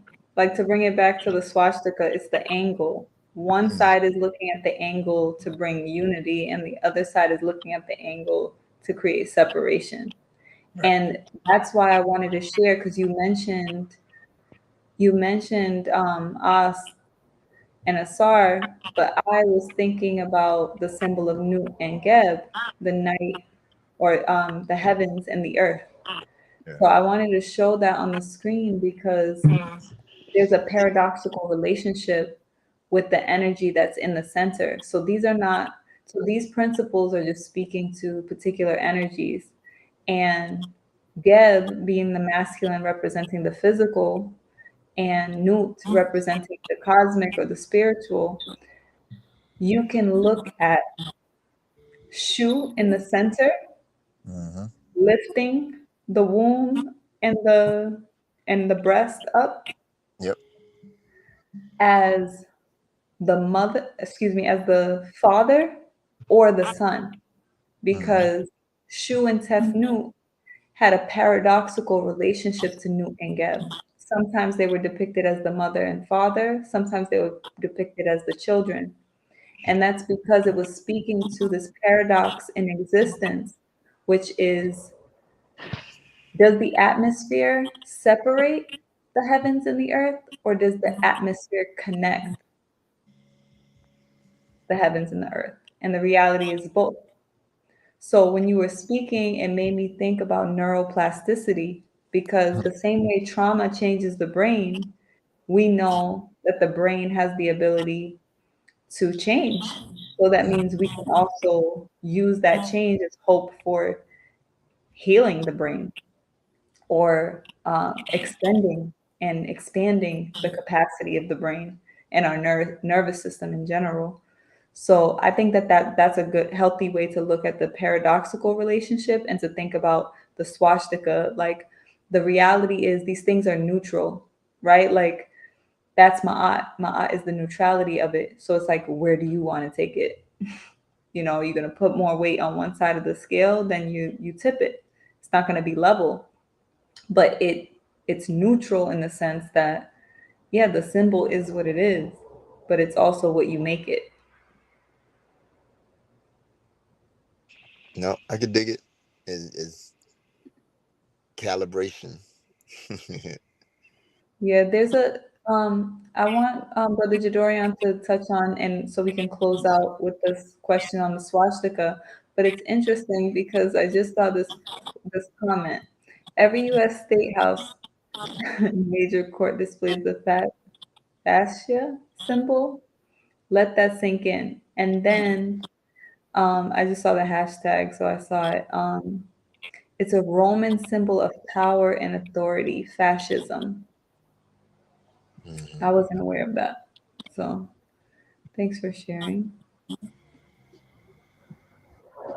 Yeah, so, and that's an interesting, real quick. I'm gonna be quick about it, but that's an interesting comment, and I appreciate it. Because another conversation I've had recently is about power in the context of words and the languages that we use, right? Like I like to say niggers, but my my use of it is um, associated with the negus, right, of the Ethiopian word.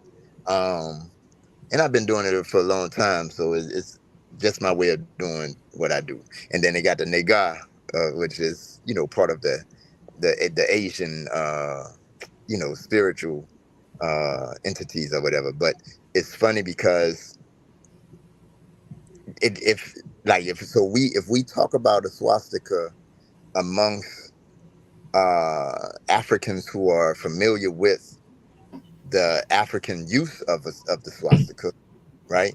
Or use the term, or not use the term swastika. I forget the word that how we identify it, but um, to see the picture, um, because our historical relationship with it or engagement with it has been use how the Peckerwood used it. Um, it makes it hard for us to respect and accept ho- our own use of it, as if once they got it, their power has you know uh yeah, like that's the only way to look at it. So anyway, that's all I wanted to say. That was a good one though. Mm-hmm. Give thanks. Yeah, I just want to say, definitely appreciate the dialogue. I think, Brother Bakir, that you transformed the question in a way, and I think it's beautiful the way that you transformed the question and like the way that you transformed it. So um, I'm gonna be quick. I don't think there's much more to contribute. Um, what I would say is that when I first came across this, of course, I knew about the use of the swastika before, but reading this text specifically, it brought back a anger of the realization of how this symbol was taken from our consciousness and used destructively to the point that most people don't associate it with that consciousness any longer. So I do remember feeling angry when I first came across this text and remembering that this symbol was initially ours. As far as are we fighting hard enough in the realm of ideas and symbols and spirits, um, I think that we're trying, but I'm not sure to bring it back to what you just spoke on as far as the language, if we're being really effective or successful. And I only say that because when it comes to language, it seems that our language always gets co opted and used against us. Terms like woke, terms like hotel, these terms which we create as positive language gets co opted and then gets used against us in the negative sense. And this happens constantly.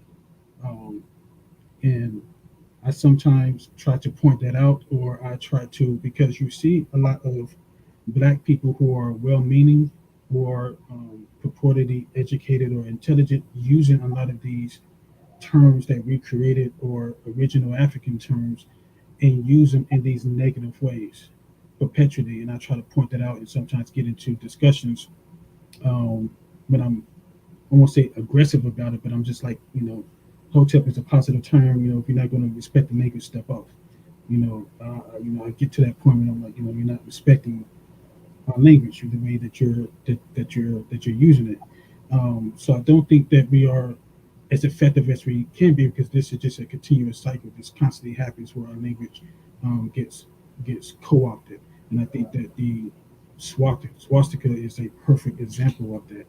Um, some people say that it can never return to us, and that may be, unfortunately, that may be the case, that the swastika will never return to its original meaning, to its original people. Unfortunately, that may be the case because of how much whiteness or the presumption of white supremacy has done to it.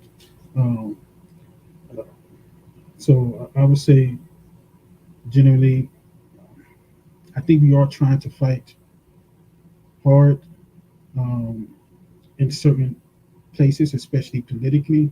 maybe not so much spiritually, but regardless, I don't know how effective we're being um, when it comes to the popular in the popular realm of ideas and language. Mhm. Yeah. And I don't think it needs to be popular. Like coming back to the point, it's like quality over quantity. Because to me, like I know what I do in spirit. And at the end of the day, I like to win. Like I would rather yeah, take the approach that I know gives me the win. Like, why bother otherwise?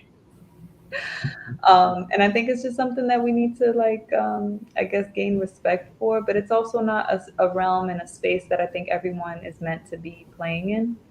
Um, and I think it's very dangerous, actually. I think there's been a lot of speaking. Just final point I'll make to the point you were making, Brother Jorian, about these things being taken and used against us on a you know regular basis. I think about when I was in the States. I remember at one point, because I think over the last decade is when a lot of these things started to get popularized that weren't really popular before, like sage and just spirituality in general being commodified. And I was like in Manhattan walking by like a Urban Outfitters, and they had like sage witch kit, and it's just like it's so dangerous when it gets to that point. Because when people over here, everybody thinks they're a witch and everybody wants to do rituals and all of that. That's very, very dangerous. Um, so I don't think it's something that's meant to be popular. And I think the power in recognizing that it may not be isn't to fight for the symbol, because the symbol's neutral, remember? We could apply the symbol however we want to apply it. The point would be, how can we create new symbols? And remember that there's infinite creativity. And that's the essence of life. And that's what we're being prevented from expressing, by getting caught up in all these loops when we can spiral into eternity and infinity with the level of creativity that we have and ingenuity that we have, instead of pouring it or allowing it to leak and be fed upon. So those are Yeah, my last. that's the I think that's the point right there, Sister Neff. It's the unfortunate part of that is that we're operating from a space of where we're coming from. Like for instance, you know, there's this, like the silly argument of, do you get do should a little boy wear pink or blue, right? As if pink or blue is really a feminine or masculine, like either is the color. Because in Kemet, like pink was a masculine color, right? In the past, and so as you said, we looking to build this new world, or reestablish, what I'm saying, this new world according to some very different standards and values from what we have been, you know, brought up on. And it's difficult because our minds immediately goes to what those experiences were. That's why language is so important. Asosa, asosa, asosa, ASOSA is the African term. One of them I know for the swastika, right? At any rate, it's like, so if we say the swastika, the African swastika, then our minds automatically go to, Hitler and the Jews and the whites, you know what I'm saying, and the white boys that think they somebody, or you know what I'm saying, the Jesse Jackson white boys or whatever. You know what I'm saying? Like it's it's it's hard to develop as if we not have forgotten, right? But to just drop your kahunas, or lift your ovarian fortitude, if you will, and just say this is what it is. Right? This is the new thing. Like what we used to say, get down or lay down. You know. Anyway, that's the yeah. But Yeah, I'm I think you just have to take the posture of power and yeah, and everything that comes along with it, have the courage to do that. And that's a great note to close things out on. I appreciate y'all for being here. Everyone who was here with us live, shout outs to y'all. Just saw someone new just joined in. Wise. So I want to thank everyone who was here present with us. Let me go ahead and prepare us to close out. Um, as I mentioned before, if you are here with us and you're enjoying the content that we have, you want to support Tehuti Ma'at, we invite you to join the Tehuti Ma'at Militia at the link in the description. I did share with you all the different ranks that we have. I do want to express some of the upcoming gatherings that we have for the rest of this moon cycle. So we do have our warrior workout and our community connect. Um, Obviously, this Thursday we have our skin session. That's for our co-op members who are in the Galaxy rank. But if you are a member at any rank, you get access to our Community Connect, which is our group discussion. This time is going to be on reparations. And the question is really about what does it mean to be repaired, and answering that on a personal note, and also reflecting on that in terms of what that means collectively. And on Sunday, the 27th, we have our warrior workout. So both of these sessions are going to be at 8 a.m. Eastern time. They are virtual. So you still have time to join Tehuti Ma'at and get access to this month's warrior workout and community connect. We're going to be doing African martial arts. And then for anyone who is in Brooklyn or in the New York area, tri-state, want to drive up to Brooklyn, we have our general garden meeting at Tehuti Ma'at Community Garden, and we have our herbal verbal therapy, which is our garden open mic and tea tasting. So if you want to join the militia, we invite you. And I also want to ask anyone who is present to send a contribution for our supporting THNK for our stream, right? So if you want to support this channel, you can donate via Cash App, $ Tehuti Ma'at World. So I definitely want to encourage you to either support by becoming a member or consider making a one-time donation, or you can make as many donations as you want. Every dollar counts. So I do want to invite you all to support the work that we're doing at Tehuti Ma'at with a contribution. All right, so I appreciate y'all for joining us today for another discussion on the wisdom of governance in Kemet. Think we'll be back probably next season with another text. So joining the Tehuti Ma'at Militia is a way that you can stay in the know and get access to the think sessions we have behind the scenes, our think tanking, and otherwise you'll be able to tune in on the next public launch we have for Think. So I appreciate y'all for being here. I want to give thanks to Brother Jadorian and Brother Bakir for being here. Much love to y'all. Power. Um, Uhuru. Guru.